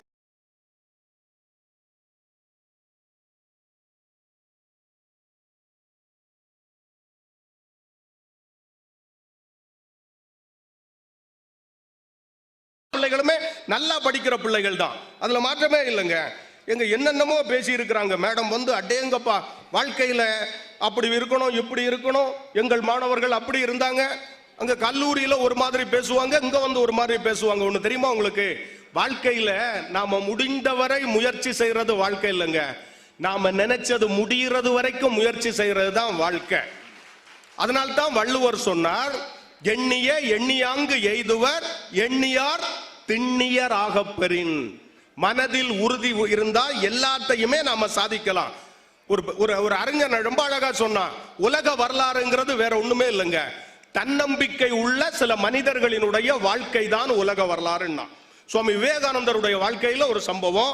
அவர் குறுகலான ஒரு பாதையில நடந்து போயிட்டு இருக்கிறார். குரங்குகள் துரத்துது. குரங்குகள் துரத்துனோன்னா அவர் வேகமா ஓடுறார். ஓடும்போது ஒரு குரல் கேட்குது, ஓடாத நில்லு, குரங்குகளை எதிர்த்து நில்லுன்னு சொல்றது. அவர் எதிர்த்து நிற்கிறார், குரங்குகள் பயந்து ஓடுது. இந்த கதையை சொல்லிட்டு அவர் சொல்றார், இது மாதிரி தான் நாம வாழ்க்கையிலையும் குரங்குகள் மாதிரி சில துன்பங்கள் துரத்தும். அந்த துன்பங்களை பார்த்து நாம பயந்து ஓடுனா துன்பம் நம்மளை துரத்திக்கிட்டே இருக்கும். எதிர்த்து நின்று நாம் ஃபேஸ் பண்ணி ஜெயித்தால் துன்பம் நம்மை விட்டு விலகி போகும்னு அவர் வாழ்க்கையில சொல்லி இருக்காருன்னா இதுதான். எவ்வளவு பிரச்சனைகள் வரும், எவ்வளவு இருந்தாலும் அவற்றிலிருந்து நாம தாண்டி முன்னுக்கு வரணுங்க. இப்ப நம்ம எல்லாம் பேசுறோம், உலகத்தின் மிகச்சிறந்த சொற்பொழிவாளர் என்று போற்றப்படக்கூடியவர் கிரேக்கத்தினுடைய டெமாஸ்தனிஸ், உலகத்தின் மிகச்சிறந்த சொற்பொழிவாளர். அவர் ஆரம்பத்தில் திக்குவாயோடு இருந்தா, பேச முடியாது, பேச்சு வராது, திக்குவாய் இருந்தது. எல்லாருமே கிண்டல் பண்ணாங்க, எல்லாருமே இவனுக்கு பேச்சு வரலங்கிறதுனால அவனை ஏமாத்திக்கிட்டு இருந்தாங்க. அவர் என்ன பண்ணார் தெரியுமா, வீட்டுக்குள்ள போனார். வீட்டுக்குள்ள போய் கதவெல்லாம் தாழ்பால் போட்டுக்கிட்டு தலைய பாதி மொட்டை அடிச்சார். மொட்டை அடிச்சுட்டு ரூமுக்குள்ளாலே உட்கார்ந்து இருந்துட்டார். வாயில கூழாங்கற்களை போட்டுட்டு பேசி பேசி பயிற்சி எடுத்தார். பேசி பேசி பேசி பேசி பயிற்சி எடுத்து ஒரு குறிப்பிட்ட நாள்களுக்கு பிறகு அவர் பயிற்சியின் மூலமாக திக்குவாய் குறைபாடு குறைந்து உலகத்தின் மிகச்சிறந்த சொற்பொழிவாளராக மாறினார்னா ஒரு திக்குவாயையே பயிற்சியினால சரி பண்ண முடியும்ங்கிறதா வாழ்க்கையினுடைய யதார்த்தம்ங்க. எல்லாருமே நம்ம சில நேரங்களில் கிண்டல் பண்ணுவாங்க, கேலி பண்ணுவாங்க. எதையுமே நாம கண்டுக்காங்க போனா நம்ம வாழ்க்கையில ஜெயிக்கலாம். புத்தருடைய வாழ்க்கையில ஒரு சம்பவம், புத்தர் உட்கார்ந்து இருக்கிறார். ஒருத்தன் வந்து புத்தரை கடுமையா திட்டுறான். அவர் சிரிச்சுக்கிட்டே அப்படி உட்கார்ந்து இருக்கிறார். இன்னொருத்தர் வந்து நீங்க தான் உலகத்தின் மிகச்சிறந்த சிந்தனையாளர், புத்தர் வாழ்கன்னு புகழ்றான். அப்பவும் அவர் சிரிச்சுக்கிட்டே இருக்கிறார். பக்கத்துல இருந்த சீடர் கேட்டார், ஒருத்தன் வந்து உங்களை திட்டும் போதும் சிரிச்சுக்கிட்டு தான் இருந்தீங்க, ஒருத்தன் வந்து உங்களை புகழ்ந்து பேசுறான் அப்பவும் சிரிச்சுக்கிட்டு தான் இருந்தீங்க, இதுல இருந்து நீ என்ன சொல்ல வர்றீங்கன்னு சொல்லும் போது புத்தர் சிரிச்சுக்கிட்டே சொன்னார், அவரவர் கொண்டு வந்ததை அவரவர்களே எடுத்துட்டு போகட்டும், இதுதான் நான் உலகத்துக்கு சொல்லக்கூடிய நியதினார். ஒருத்தர் புகழ்ந்தாலும் சரி திட்டுனாலும் சரி நான் மனதுக்குள் ஏற்றுக்கொள்ளாமல் இருந்தால் அது நம்மை ஒன்றும் செய்யாது என்பதுதான் புத்தருடைய வாழ்க்கை நமக்கு சொல்லக்கூடிய உதாரணம். அதனால தான் சொன்னா, 1000 இருந்தன போதி மரங்கள், ஒரே ஒருத்தன் தான் புத்தனாக மாறினான். அப்ப நாம மரத்தினால நம்ம வெற்றி இல்லைங்க, உட்கார்ந்தவன் சித்தார்த்தன் அவன் புத்தனாக எழுந்தான், அவன் மனசுதான் காரணமே தவிர வேற ஒண்ணுமே இல்லைங்க.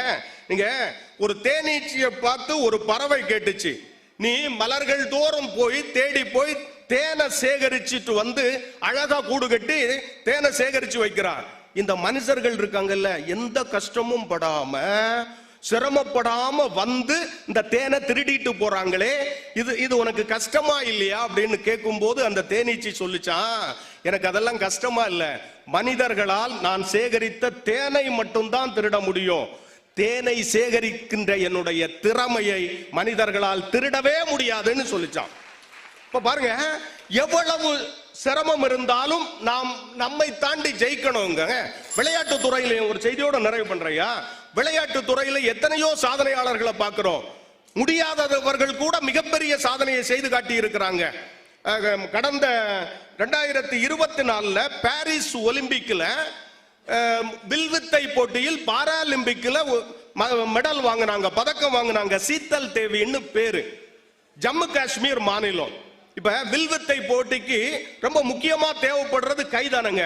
ஆனா அந்த சீத்தல் தேவிக்கு 2 கையும் கிடையாது. ஒரு போட்டிக்கு எது தேவையோ அது இல்ல, என்ன பண்ணாங்க தெரியுமா, 2 கால்களால் பயிற்சி எடுத்தாங்க. மிக கடுமையான பயிற்சி எடுத்து ஒரு நாளைக்கு 300 அம்புகளை செலுத்தி பயிற்சி எடுத்து அதன் மூலமாக சாதாரண சின்ன சின்ன போட்டிகள் எல்லாம் வெற்றி பெற்று பாரிஸ் ஒலிம்பிக் போட்டியில் பாராலிம்பிக்கில் தங்கப்பதக்கம் வாங்குகிற அளவிற்கு வெற்றி பெற்றிருக்கிறாங்கன்னா அது பயிற்சியும் முயற்சியினாலதான் வருங்க. மிக குறைந்த வயதில் பாராலிம்பிக்கில் பதக்கம் வாங்கிய ஒரு போட்டியாளர் என்கின்ற சாதனையோடு அவங்க நிறைவு பண்ணி இருக்கிறாங்கன்னா அதான் விஷயங்க. எவ்வளவோ தடைகள் இருக்கும், எவ்வளவோ பிரச்சனைகள் இருக்கும், எல்லாத்தையும் மனசுக்குள்ள போட்டு அமுக்கிட்டு இருந்தோம்னா வெற்றி பெறவே முடியாது. எங்க ஊர்ல நடந்த ஒரு சம்பவம் ஐயா, ஒருத்தர் சாதாரணமா ஒரு தள்ளு வண்டி கடை வச்சு இட்லி வித்துக்கிட்டு இருந்தார்.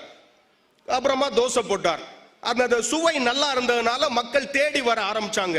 கொஞ்சம் கொஞ்சமா காசை சேர்த்து வியாபாரத்தை பெருக்கினார். அந்த பகுதியில கொஞ்சமா ஒரு இடத்தை வாங்கி ஒரு கடையை கட்டினார், ஒரு ஹோட்டலா ஆரம்பிச்சார். ஹோட்டல் ஆரம்பிச்ச பிறகும் கூட்டம் அதிகமாயிடுச்சு. இதை பார்த்த உடனே ஏற்கனவே அந்த பகுதியில கடை நடத்திக்கிட்டு இருந்தவங்களுக்கு எல்லாம் வயிற்றுச்சல் வந்துடுச்சு. இவன் வந்து நம்ம பொழைப்ப கெடுத்துருவானே நினைச்சிட்டு ஒரு நாள் இரவு அந்த கடையை தீ வச்சுட்டாங்க. அதிகாலையில வந்து பார்க்கிறார், மொத்த கடையும் எரிஞ்சு சாம்பலா இருக்கு. வந்து பார்த்தவர் அப்படியே எல்லாத்தையும் பார்த்துட்டு அப்படியே இடிஞ்சு போய் உட்கார்ந்தவர் ஒரு நிமிஷம் உட்கார்ந்தார். ஒரு நிமிஷம் உட்கார்ந்துட்டு சட்டுன்னு எந்திரிச்சார். எந்திரிச்சு அந்த கறிக்கட்டையா எல்லாமே கிடந்தது. அதுக்குள்ளால போனார். ஒரு கரகரன்னு ஒரு மரக்கட்டை இருந்தது, அதை எடுத்தார். ஒரு சாக் பீஸ் எடுத்தார், எழுத ஆரம்பிச்சார். பக்கத்துல பார்த்துக்கிட்டு இருந்தவங்க அவனுக்கு என்னமோ ஆயிடுச்சுன்னு நினைச்சாங்க. என்ன எழுதினார் தெரியுமா? கடை நாளை முதல் வழக்கம் போல் செயல்படும் அப்படின்னு எழுதினார். நீ என்னுடைய கடையை எரிக்கலாம், என் கனவையும் உழைப்பையும் உன்னால் எரிக்க முடியாதுன்னு சொன்னா எத்தனை தடைகள் வந்தாலும் அத்தனை தடைகளிலிருந்து என்னால் ஜெயிக்க முடியும் என்பதை தன்னம்பிக்கையால் ஜெயித்து காட்டலாம். நம் வாழ்க்கை என்பது நம் கையில் தானே தவிர இன்னொருத்தர் கையில் இல்லை. வாய்ப்புக்கு நன்றி, வணக்கம். நல்ல அந்த கடைக்காரர், சாப்பாட்டு கடைக்காரர் இருக்காரு பாருங்க, அது ஒரு நல்ல காரியம்தான். அது ரொம்ப அருமையாக அதை சொல்லியிருக்காரு. ஆனால் ஒன்று பிரச்சனை, அவருக்கு வீட்டில் போய் சாப்பிடணும், வீட்டில் வீட்டம்மா தான் சாப்பாடு போட்டிருக்கணும். இப்போ இவரும் இப்போ இன்னைக்கு பேசியிருக்காரு, அவராக இங்கே பேசுகிறாரு, பேசி முடிச்சுட்டு வீட்டுக்கு போய் இவராக சாப்பிடுவார். அது வீட்டம்மா சமைச்சு வச்சுருக்கோம், அது சமைக்கலைன்னா கதை போச்சு. சரி, ராஜா என்ன சொல்றாரு பாப்பா. வாங்க ராஜா.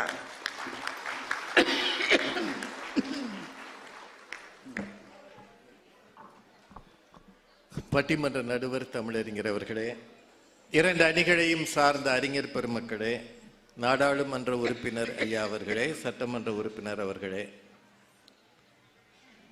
ஆட்சியர் ஐயா அவர்களே, பெருந்திரளாக வீட்டுக்கு போக வழி இல்லாமல் மழை எப்போ விடும்னு காத்து கொண்டு இருக்கிற விருதுநகர் இலக்கிய சுவைஞர்களே, உங்கள் அத்தனை பேருக்கும் என்னுடைய அன்பான வணக்கத்தை. எப்போ விட்டு போச்சு? இல்ல, வந்து வந்து போகுது. இப்போ இந்த பட்டிமன்றம் மழை இல்லைன்னா இன்னும் வேகமா தொடங்கி இருக்கும். அது உண்மையா இல்லையா? இப்போ இந்த பட்டிமன்றத்தின் தலையெழுத்தே மழை வந்து மாத்திருச்சு. நம்மெல்லாம் எப்போ வந்தோம்? 6:15 வந்துட்டோம். வடையும் சாப்பிட்டாச்சு. வருவாய்த்துறையினர் மிக சிறப்பாக கவனித்தார்கள். உண்மையிலே அதை பாராட்டணும். ஏன் இங்க வர முடியல? இவங்க 2 பேர் கையிலையும் தானே இருந்துச்சு. இவங்க என்ன செஞ்சிருக்கணும்? நனைஞ்சுக்கிட்டே போறோம். வந்திருக்கணுமா இல்லையா? அப்ப மட்டும் கொடை கொண்டு வான்னு காத்திருந்தீங்களே, இப்போ வந்து நம் வாழ்க்கை நம் கையில். இப்போ வரும்போது கொடையோடையில வந்திருக்கணும். இங்க வண்டிக்குள்ள இருந்துட்டு கொடையை கொண்டாங்க. ஏன் கேட்டீங்க? என்னையா அது? நாங்கெல்லாம் விவரம் இல்லாத ஆளுங்க மாதிரியே. அது ராஜகுமார், இந்த தள்ளு வண்டி கடையை ஒருத்தன் தீ வச்சிருக்கான். அவன் போய் போலீஸுக்கு கம்ப்ளைண்ட் பண்ணுவானா, கறிக்கட்டை எடுத்து எழுதியிருக்கான், நாளைக்கு இங்கு கடை நடைபெறும். ஏற்கனவே இருந்ததே எரிஞ்சு கிடக்கு. இருந்த கடை எங்க போச்சு? அது அவன் கையில இருந்ததா இன்னொருத்தன் கைக்கு போச்சா? இவர் சொல்ற கதையை பாருங்க. இருந்த கடையை ஏன் எரிச்சான்னா, அங்க ஏற்கனவே கடை போட்டவங்களுக்கெல்லாம் பிசினஸ் டல் ஆயிடுச்சான். அப்படின்னா ஏற்கனவே கடை போட்டவங்களோட பிசினஸ் யார் கையில இருந்தது? தள்ளு வண்டி கையில இருந்ததா இல்லையா? என்னங்க, அதனாலதானுங்க அவன் எரிச்சான். இதுக்கு ஒரு கதை. இதை சொல்றதுக்கு ராஜபாளையத்துல இருந்து வந்திருக்கிறாரு. இவருக்கு வடையும் காப்பியும்.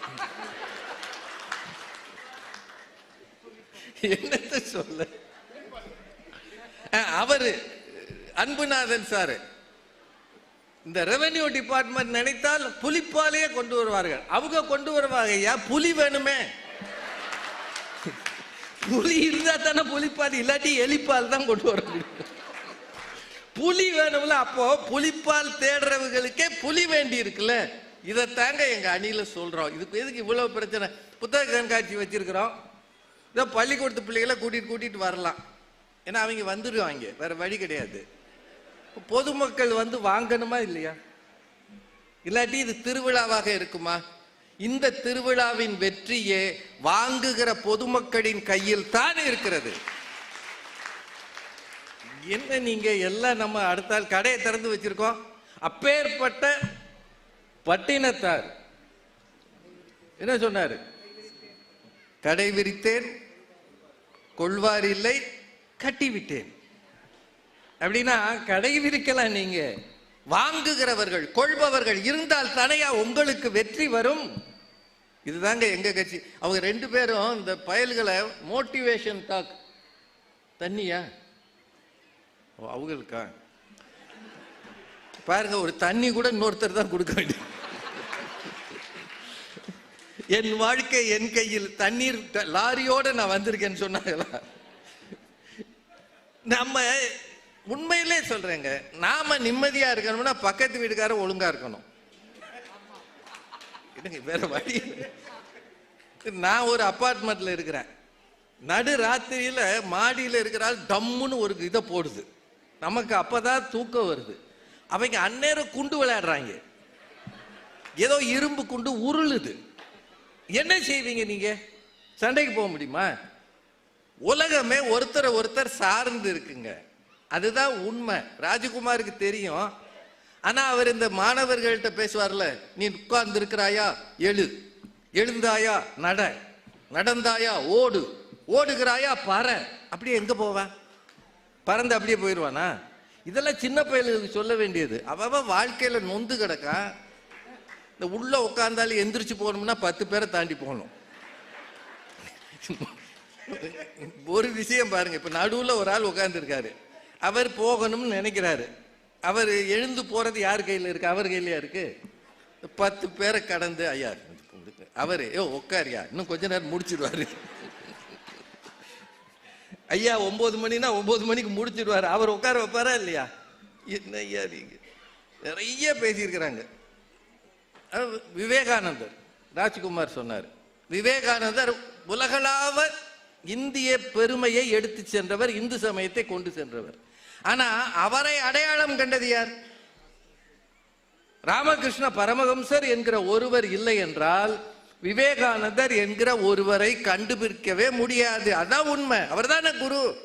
இப்ப குரங்கு துரத்துச்சா அவர் ஓடாம திரும்பி பார்த்தாரா?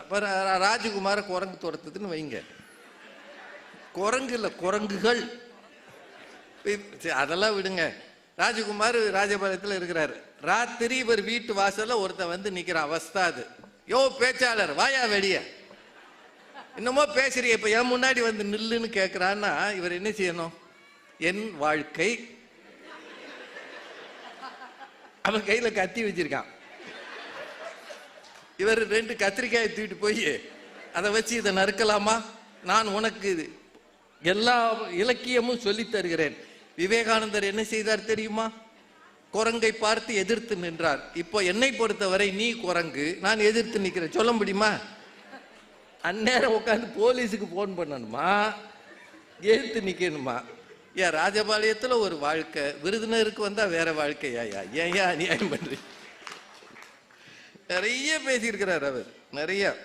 நாம் சொந்தமாக பேசினால்தான் ஜெயிக்க முடியும், மழை பெய்தால் நாம் தான் குடை பிடிக்க முடியும். இந்த மாதிரி விஷயங்கள் எல்லாம் அடுத்த புத்தக கண்காட்சியில எழுதி போடுங்க.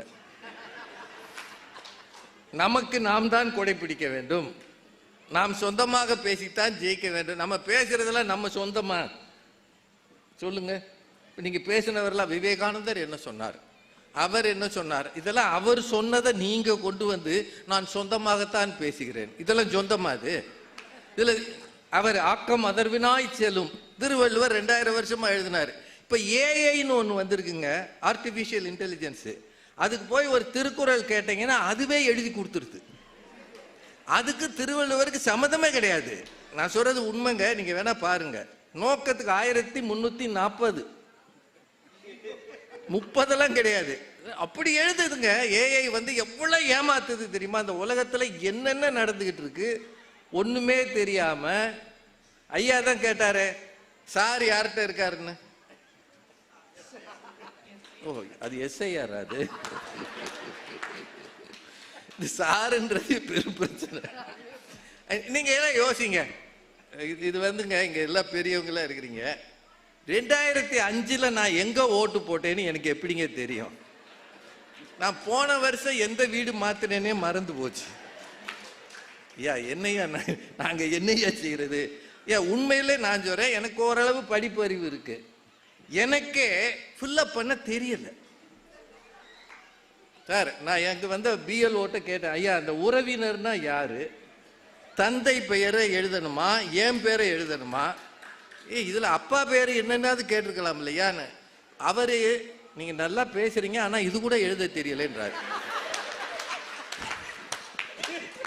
அந்நேரம் என் வீட்டுக்காரமா என்னை பரிதாபமா பார்த்துச்சு. உன்னை ஊரு கூப்பிடுறாங்க, உனக்கு ஒரு ஃபார்ம் ஃபில்லப் பண்ண தெரியல. உண்மையில் அது ஏன் பிரச்சனையா ஃபார்ம் பிரச்சனையா? நீங்க யோசிச்சு பாருங்கய்யா. இந்த தேசம் இன்னும் பாமர மக்களின் தேசம். அவர்களுக்கு தெரிந்த விஷயத்திலிருந்து தொடங்க வேண்டுமே தவிர உங்கள் மேதாவித்தனத்தை அங்கேயா காட்டுறது? அவன் எப்படியா ஓட்டு போடுவான்? எங்கிருந்து ஓட்டு போடுவான்? அவன் சாதாரண மக்கள், அவனுக்கு எதுவும் தெரியாது. அவன் காலையில 5 மணிக்கு வேலைக்கு போனான்னா ராத்திரி 10 மணிக்கு வருவான். அவனுக்கு என்னையே தெரியும்? உங்களுக்கு தெரியாதுன்றது எங்களுக்கு தெரியும். தெரிஞ்சுக்கிட்டு தானே அங்க இந்த வேலையை பார்க்கறாங்க. என்னென்னவோ பேசுறாங்க. நம்ம எதிர்காலம் என்னன்னே நமக்கு தெரியாது. இவ்வளவு சிரமத்துல நாம இருக்கிறோம். உண்மையிலே சொல்றேங்க, இங்க என்னோட பாண்டியன் ரோட்வேஸ் கார்பரேஷன்ல வேலை பார்த்த 4 நண்பர்கள் வந்திருக்கிறாங்க. இந்த ஊர்ல 1980 சாதாரணமா சுத்தி வந்தவன் தான் நான். இந்த ஊர்ல 4 வருஷம் இருந்திருக்கிறேன். முன்னாடி இருக்கிறாங்க 4 பேர். அவங்க இவ்வளவு காலம் கழிச்சு என்னை நினைவு வச்சு இங்க வந்திருக்கிறாங்க. ஆனா இங்க நான் சுத்தி திரியும் போது அவங்க எல்லாருக்குமே தெரியும். அப்ப நவநீதன் ஒருத்தர் எங்க கூட வேலை பார்த்தாரு. அவர் அடிக்கடி சொல்லுவாரு, நீ ஒரு நாளும் முன்னேற மாட்ட. அவர் என்று சொல்றது எவனோ வேற வேற ஏதோ பிஆர்சின்றது அப்போ பக்கத்துல இருக்கு, பாண்டியன் ரோடுவேஸ். அங்கதான் நான் கேஷியரா இருந்தேன். நீ என்னைக்கும் முன்னேற மாட்டேன், இந்த ஊரே தான் சுத்தி வருவ. நவநீதன் சொல்லுவார். இப்ப நான் அவரை நினைச்சு பார்க்கிறேன். அவர் மட்டும் அப்படி என்னை சொல்லவில்லை என்றால், அந்த தூண்டுகோல் இல்லை என்றால், ஒருவேளை என்னால் வேற இடத்துக்கு போகணும்ன்ற எண்ணமே வந்திருக்காது. அதற்கு மிக காரணம் அந்த நவநீதன் சார்னு நான் இப்போ நினைப்பேன். அது உண்மை. அது மட்டும் இல்லை, என்னைய மாதிரி பேங்க் வேலை போன எல்லாருமா பேச்சாளராக வந்தாங்க. மேடையில் இருக்கக்கூடிய பத்மஸ்ரீ தமிழறிஞர் அவர்கள் கண்ணில் பட்டதுனால தான் அன்புநாதன் சொல்றாரு, ராஜா பாணின்னு ஒன்று வச்சிருக்கிறாருன்னு. என்ன பாணி? ஒரு 10 கூட்டத்தில் என்னை பார்த்து யாரும் கைதட்டலைன்னு வைங்க. நான் வந்து பேசுறேன், நீங்க எல்லாம் கை தட்டுறீங்க.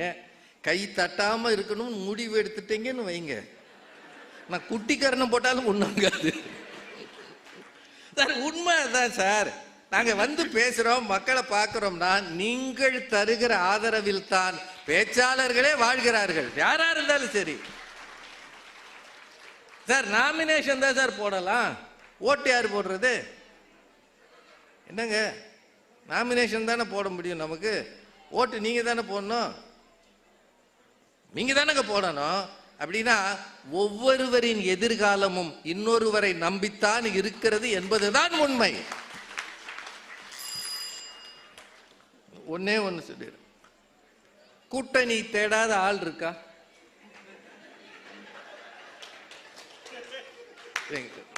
நான் யாரையும் சொல்லல. மகா பெரிய கட்சிகள் என்று சொல்லிக் கொள்பவர்கள் அது ஏன் இத்தினூண்டு கட்சியை தேடி உட்கார்ந்து இருக்கிறாங்க? இந்த கூட்டணியை உழைச்சிருவோமான்னு ஒரு கோஷ்டி ஏன் நினைக்குது? நினைக்கிறாங்களா இல்லையா? அப்படின்னா தன் பலத்தில் நிற்பதற்கு அரசியல் கட்சிகளே யோசிக்கும் போது கூட்டணி பலம்தான் ஜெயிக்கும் என்று அவர்களுக்கே தெரியும் போது, உண்மைதானுங்க அது. 4 பேர் சேர்ந்தாத்தாயா ஜெயிக்க முடியும்ன்றது அவங்களுக்கே நல்லா தெரியும். அதுதான் உண்மை. ஒரே ஒரு விஷயம் மட்டும் சொல்லி நிறைவு செய்கிறேன். நம்ம வந்து ஆங்கிலேயர்கள் நமக்கு விடுதலை தரவில்லை, மகாத்மா காந்தி, நேரு எல்லாரும் போராடினாங்க, போஸ் ஐயா எல்லாம் போராடினார், அவர் சொன்னார். அது உண்மை. இந்திய வரலாற்றை சரியா படிங்க. இந்திய வரலாற்றுல சுதந்திர போராட்டத்துக்காக மிக அதிக நாள் ஜெயிலில் இருந்தவர் ஜவஹர்லால் நேரு. இப்ப நம்ம அந்த பேரை சொன்னாலே பதறாங்க, அது வேற விஷயம். அடுத்த கூட்டத்துக்கு கூப்பிட மாட்டாங்க. இல்ல, உங்களுக்கு தெரிஞ்சுக்கிறதுக்காக சொல்றேன். மகாத்மா காந்தியை விட அதிக நாள் ஜெயிலில் இருந்தவர் நேருஜி. நேருஜிக்கு அடுத்து அதிக நாள் ஜெயிலில் இருந்தவர் பெருந்தலைவர் காமராஜர். இதெல்லாம் ரெக்கார்டு. நான் சொல்றது நீங்க தேடிக்கங்க. ஆனந்த பவனம்ன்ற ஒரு மகா பெரிய மாளிகையில வாழ்ந்தவர். போன வாரம் அவர் பத்தி ஒரு கட்டுரை படித்தார். அவர் தங்கி இருந்த சிறை அறைக்குள் பாம்புகள் வந்து இருக்கின்றன, தேள் வருமா, இன்னும் விஷப்பூச்சிகள் எல்லாம் வருமா, வருகிறவற்றை கொல்லாதீர்கள் என்று ஒரு ஜாடியில போட்டு வச்சு பார்த்துக்கிட்டு இருப்பாரா நேருஜி. அப்படின்னா எல்லா உயிர்களிடத்தும் அன்பு காட்டிய ஒரு மகான் ஒருத்தர் இருந்திருக்கிறார். அவர்தான் விடுதலைக்காக போராடினார் அந்த காலத்துல. ஆனா தேதிய இதுதான் சொன்னது நாம இல்லை. 1948 மார்ச்சில் தான் இந்தியாவுக்கு சுதந்திரம் வரும் என்று எதிர்பார்த்தார்கள். ஆனால் கிளமெண்ட் அட்லி என்கிற அன்றைய பிரதமர் திடீரென்று பார்லிமெண்ட்ல முடிவெடுத்து 1947 ஆகஸ்ட் 14 பாகிஸ்தானுக்கு, ஆகஸ்ட் 15 இந்தியாவுக்கு. இன்னும் சொல்லணும்னா உங்களுக்கு எல்லாம் தெரிஞ்சுக்கணும், இந்தியாவும் பாகிஸ்தானும் விடுதலை திருநாளை கொண்டாடியது. ஆனால் அதுவரை எது இந்திய வரையறை எது பாகிஸ்தான் வரையறை என்று வெளியிடப்படவில்லை. அது வெளியிட்ட நாள் ஆகஸ்ட் 16.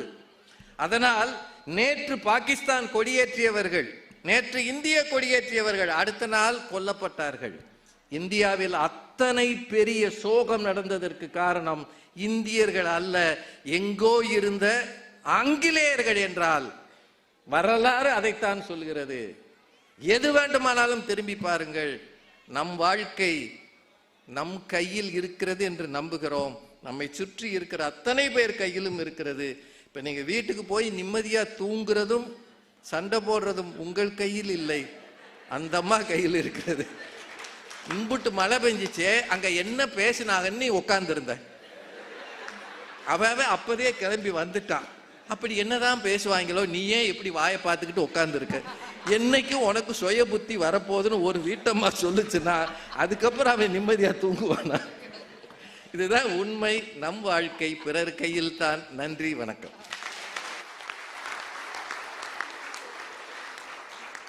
பெரியோர்களே, 9 மணி நெருங்கிருச்சு. ஒரு 15 நிமிடம் நான் எடுத்துக்கிடட்டுமா? சரி, அனுமதி கொடுத்தா. ஏன்னா அப்பதான் அதை முடிக்க முடியும். ஏன்னா ஒரு 10 நிமிஷமாவது பேசணும்ல. சரி, 2 பேர் பேச்சு 2 கட்சி பேச்சு கேட்குற போதும் நமக்கு இது சரியாகவும் தெரியுது, இது சரியாகவும் தெரியுது. ஒரு மனசுக்குள்ள ஒரு போர்க்களம் தான், சரியாக தானே தெரியுது அப்படின்னு. ஏன்னா என் வீட்டுக்குள்ள நடக்கக்கூடிய நிகழ்ச்சிகளுக்கு யார் தலைவன்? நம்ம வீட்டுக்குள்ள 4 எல்லைக்குள்ள நடக்கிற நிகழ்ச்சிக்கு யார் தலைவன்? என்னங்க, நான் தானே தலைவன். நம்ம தானே தலைவராக இருக்க முடியும். நம்ம வீடு நம்ம தான். அடுத்த வீட்டுக்காரர் வந்து சொல்ல முடியுமா? இல்லை.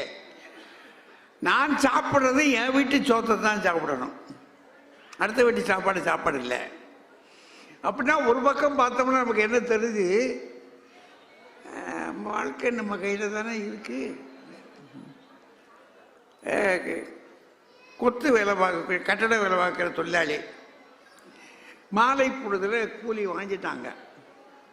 அன்றாட கூலி வாங்குற ஆட்கள் இருக்காங்க, வாரம் வாங்குறவங்களும் இருக்காங்க. அங்கே கூலி வாங்கிட்டாங்க. வாங்கிட்டு வெளியே போகும்போது 2 பேரும் சேர்ந்து போகிறாங்க. ஒருத்தர் எப்பா வாவே அப்படின்றாரு. என்ன ஒரு போட்டுக்கிடும், உடம்பெல்லாம் வலியாக இருக்குடா, ரொம்ப சிரமமாக இருக்கு அப்படின்றாரு. அண்ணே எனக்கு பழக்கம் இல்லைண்ணே, நீங்கள் போயிட்டு வாங்கண்ணே. அட பாவி போயிலே, நீ இப்படி ஆளாவா இருக்க, இப்படி போய் நமக்கு தோதுப்படாது. ஏன்னா அவர் குடிக்க போகிறாரு. குடிக்க போகும்போது கூட ஒருத்தர் போகணுமா இல்லையா, துணைக்கு இவர் கேட்குறாரு. இவன் அன்னைக்கு முடியாது அப்படின்ட்டான். இல்லைண்ணே எனக்கு பழக்கம் இல்லை, இது வேண்டாம் அப்படின்ட்டான். அப்போ குடிப்பது என்பது அவர் கையில் இருக்கு, குடிக்க மறுப்பது என்பது யார் கையில் இருக்கு? இவர் கையில் இருக்கு. இப்போ இவருக்கு இவர் தான் தலைவர், அவருக்கு அவர் இவரை வற்புறுத்த முடியாது. நீ வந்து குடிச்சுட்டு தான் ஆகணும்னு சொல்ல முடியாது. அவர் வந்து நீ குடிச்சிட்டு தான் போகலாம் ஆகணும்னு சொன்னால் இப்போ இவர் கேட்பார்ல, நீ குடிக்காமல் இருந்து ஆகணும் சொல்லலாம்ல. அப்படின்னா ஒரு வகையில் பார்க்க போனால் அவரவர் வாழ்க்கை அவரவர் கையில், அப்படிதானே தோணுது. அது ஒன்றும். அதிகாலை விடியுச்சுன்னா 2 பையனுக்கு பள்ளிக்கூடத்துக்கு போகிறான். ஒருத்தர் குளிச்சுட்டு தான் போகிறான், இன்னொருத்தன் போட எதுவும் குளிக்குது போட குளிக்கிறதா. அப்போ இவனுக்கு குளிக்க விருப்பம் இல்லை. குளிப்பதும் குளிக்காமல் இருப்பதும் அவனவன் கையில் தானே. ஆனா அவன் சரியா இருக்கிறான், இவன் குளிக்கிறான் சரியா இருக்கான், இவன் குளிக்காம போறான் அவன். இது 2வது கட்டத்தை வச்சுக்கோங்க. இன்னொருத்த வரான், பக்கத்தில் இருக்கிற போது அது பேசிக்கிட்டே இருக்கும்போது ஒருத்தர் என்ன செய்யறான்னா, இந்த கசக்கிறான், தூளை கசக்கிறான். கசக்கனை மட்டும் இப்படி பார்த்துக்கிட்டே இருக்கான், கசக்கிட்டே இருக்கான். கசக்கனவே அப்படின்னா பீடி எடுத்தான், அந்த பீடி அப்படின்னு குடித்தான். உருவுனா உள்ளுக்குள்ளே செலுத்துறான், டச்சுக்கிட்டு செலுத்துறான். அப்படி 2 தட்டு தட்டுறான், மறுபடியும் காதில் வச்சுக்கிட்டான். வச்சுட்டான். பக்கத்தில் இருக்கிறவன் இப்படி பார்த்துக்கிட்டே இருக்கான், என்னடா செய்கிறான் அவன் அப்படின்னு. இவன் என்ன செஞ்சிருக்கான், எங்கனையும் ஒரு பெரிய புண்ணியமாக அவனுக்கு சரக்கு கொடுத்துருக்கான். சரக்கு உள்ள சேர்த்துட்டு கொஞ்ச நேரத்துக்குள்ளே இப்படின்றான். ரொம்ப சிம்பிளாக உட்காந்துட்டு அடிக்கிறான். அவன் பக்கத்தில் இருக்கிறவன் எந்திரிச்சு போயிட்டான். அப்படின்னா தன்னை கீழ்நிலைப்படுத்துகிறவன் அவன்தான். இல்லை நான் அந்த வழிக்கு வரமாட்டேன் மேல்நிலைப்படுத்துகிறவன் அவன்தான். அப்படின்னா உங்களுடைய வாழ்க்கை உங்களுடைய கையில் தான் இருக்கிறது என்பதில் ஏதோ ஒரு உண்மை தெரியுதுல நமக்கு. அதை இல்லைன்னு சொல்லிட முடியாது. ஆமாம், நம்ம கடைக்கு போகிறோம், தொழில் பண்ண போகிறோம், காலையில் எழுந்திரிச்சு கடையை வேலை போய் திறந்துக்கிறது வச்சு சுத்தமாக தொடச்சி கிடிச்சு வச்சு 4 பேர் பார்க்குற மாதிரி நம்ம உட்காந்துருந்தா தானே வர்றவன் பார்த்தா வாங்குவான். நீ கடைக்கு போகும்போதே அப்படின்னு கொட்டாய் விட்டுக்கிட்டு தலையும் சீவாமல் குளிக்காமல் போய் உட்காந்துருந்தா வந்து இப்படி எட்டி பார்க்குறேன்னு செய்வான். இவன் கடையிலையா விலங்கு மாயா சொல்லுவான் இல்லையாப்பா. அப்படின்னா தான் முன்னேற வேண்டும் என்பது, தன்னுடைய குடும்பம் முன்னேற வேண்டும் என்பதில் அவனவனுடைய பங்கு ஒன்று இருக்கத்தான் இருக்கு, இல்லைன்னு சொல்லிட முடியாது. அது ஒரு பக்கம் இருக்கு. ஆனால் இது ஒரு பழைய தியரி, ரொம்ப பழைய தியரி. இந்த பழைய கோட்பாடுன்றதுக்கு எதுக்காக அப்படி சொல்கிறேன் அப்படின்னா, புத்தர் அப்படி தியானத்தில் இருந்தார். புத்தரை பற்றி பேசினாங்க இல்லையா, அவர் தியானத்தில் இருந்துட்டு அவர் உபதேசம் பண்ணுறாரு. அவர் சொல்கிறாரு, தானே தனக்கு கேடு இழைப்போர். தனக்கு ஒரு கேடு வருதுன்னா அதுக்கு காரணம் யாரு? நம்ம தானே. சாப்பிடும்போது சொல்கிறாரு, 4 வடை சாப்பிட்ருக்கடா, வேணாண்டா 4 வடை சாப்பிட்ருக்கடா, இது புழுந்த வடைடா, சிக்கல்டா அப்படின்னு சொல்கிறா அம்மா. இன்னும் 2 கொடு அப்படின்றான். அவன் பார்க்குறா, அப்பன் புத்தி அப்படியே இருக்கு, நீ என்ன செய்யறது, இந்தாடா போட அப்படின்னா. சாப்பிட்டுக்கிட்டு இருக்கும்போதே ஓடுறான், அவனால் இருக்க முடியலை. அப்போ தனக்கு கேடு இழைச்சிருக்கிறது யாரு? பிறர் சொல்லியும் செய்யாம திருந்தாம இருக்கிறவன் இருக்கானே, அவன் தான் தனக்கு கேடு இழைச்சுக்கிட்டான். இப்போ அவன் கதை தான் கேடு இழைப்போன்றார். தன்னை சுத்தமாக்குவோன் அவன் யாரு? தானே தனக்கு சுத்தமாக்குவன், தானே தனது தீமையை ஒழிப்போன். தனக்கு வரக்கூடிய வறுமை இருக்கு, கஷ்டம், நம்ம வீட்டில் கஷ்டம் இருக்கு, அதை போக்கணும்னா அடுத்தவன் வந்து கொடுப்பான் நமக்கு. நம்ம கஷ்டத்தை நம்ம தானுங்க போக்கணும், அதில் ஒன்றும் தகராறே கிடையாது. இதெல்லாம் புத்தர் காலத்தில், சமணர்கள் காலத்தில் அடிப்படையாக ஒவ்வொரு தனி மனிதருக்கு சொன்ன நியதி. இது பொய்யல்ல, 100க்கு 100 உண்மை. இது பொய்யல்ல. ஆனால் இது என்ன ஆகும்னா, இந்த எம்டன் மகன் ஒரு படம் பார்த்துருக்கீங்களா? எம்டன் மகன், அது அவர் நாசர் எம்டனா நடிப்பார். அந்த எம்டனா இப்போ ஒவ்வொருத்தரும் நினைக்கிறான், ஓட்டா ஆறா நான் சம்பாதிக்கிறேன், நான் வேலை பார்க்குறேன், நானு அப்படின்னு. இப்போ எல்லா மனிதர்களுக்குள்ள என்ன வந்துருச்சுன்னு சொன்னால், ஒரு கட்டம் வந்த ஒருபாடு தான் என்னும் பொய்யை வான வர வளர்க்கிறான். வானத்து வர என்னச்சானா, நான் யார் தெரியுமா? என்னய்யா, தெருவுக்கு வரல, மக்களை பார்த்து ஒரு கதையும் செய்யலை, ஒரு தொண்டும் செய்யலை, ஒரு காசை கிள்ளி எரிஞ்சி போடலை. நான் யாரை சொல்றேன்னு உங்களுக்கு விளங்கும். உண்மையை சொல்றேனே, தெருவுக்கே வரல. ஏன்னா பெரிய ஒரு காமராஜர் ஐயாவெல்லாம் அவர் படிக்கிற காலத்தில் படிப்பை விட்டு படிக்க முடியலை, அது ஒரு வேற கட்டம். ஆனா அவர் பட்டிருக்கிற பாடு இருக்கு பாருங்க, என்ன கஷ்டங்களையா. சாப்பிடாம இருந்த நாட்கள் எத்தனை, தூங்காம இருந்த நாட்கள் என்ன, தெருவோரத்து மனிதர்களுக்காக அவர்கள் பாடுபட்டு இருக்கிற காரியம் எத்தனை. இவ்வளவு உழைச்சிருக்கிற மனுஷனை ஒரு நாட்டில் தூக்கி அழிஞ்சிட்டான், போடா ஓடி போடு அப்படின்ட்டான். அப்படிப்பட்ட ஒரு நாட்டுக்குள்ள வந்துகிட்டு திடீர்னு ஒரு வேலையும் செய்யாதபடிக்கு, ஒண்ணுமே செய்யாதபடிக்கு வந்து நின்றுக்கிட்டு, அது சுமார் இல்லை, நட்டரடு தலைவராகணும். சும்மா சாதாரண ஆளும் கிடையாது, தலைவன் தான். அந்த அளவுக்கு போகிற மாதிரி ஒரு ஒரு ஒரு தத்துவம் புதுசாக வளருது வீட்டில். ஒரு தத்துவம், இப்போ வீட்டுக்கு கல்யாண பிள்ளைகளுமே கொடுங்க, அதுதான் தகப்பன் படிக்க வைக்கிறான். தாய் எத்தனை பட்னியாக கிடந்து தாய் அவனை படிக்க வச்சிருப்பா, எத்தனை கஷ்டத்துக்குள்ள அவனை வளர்த்துருப்பா. வளர்க்குறான், படிக்கிறான், பட்டம் வாங்குறான், மனைவி கட்டி வைக்கிறாங்க, வேலை பார்த்து கட்டி வைக்கிறாங்க, நல்லா கொண்டாந்து வைக்கிறாங்க. சத்தான் அதுக்கு பிற்பாடு அம்மா அப்பான்ற ஒரு மரியாதை வேணாம். மரியாதை வேணும்ல,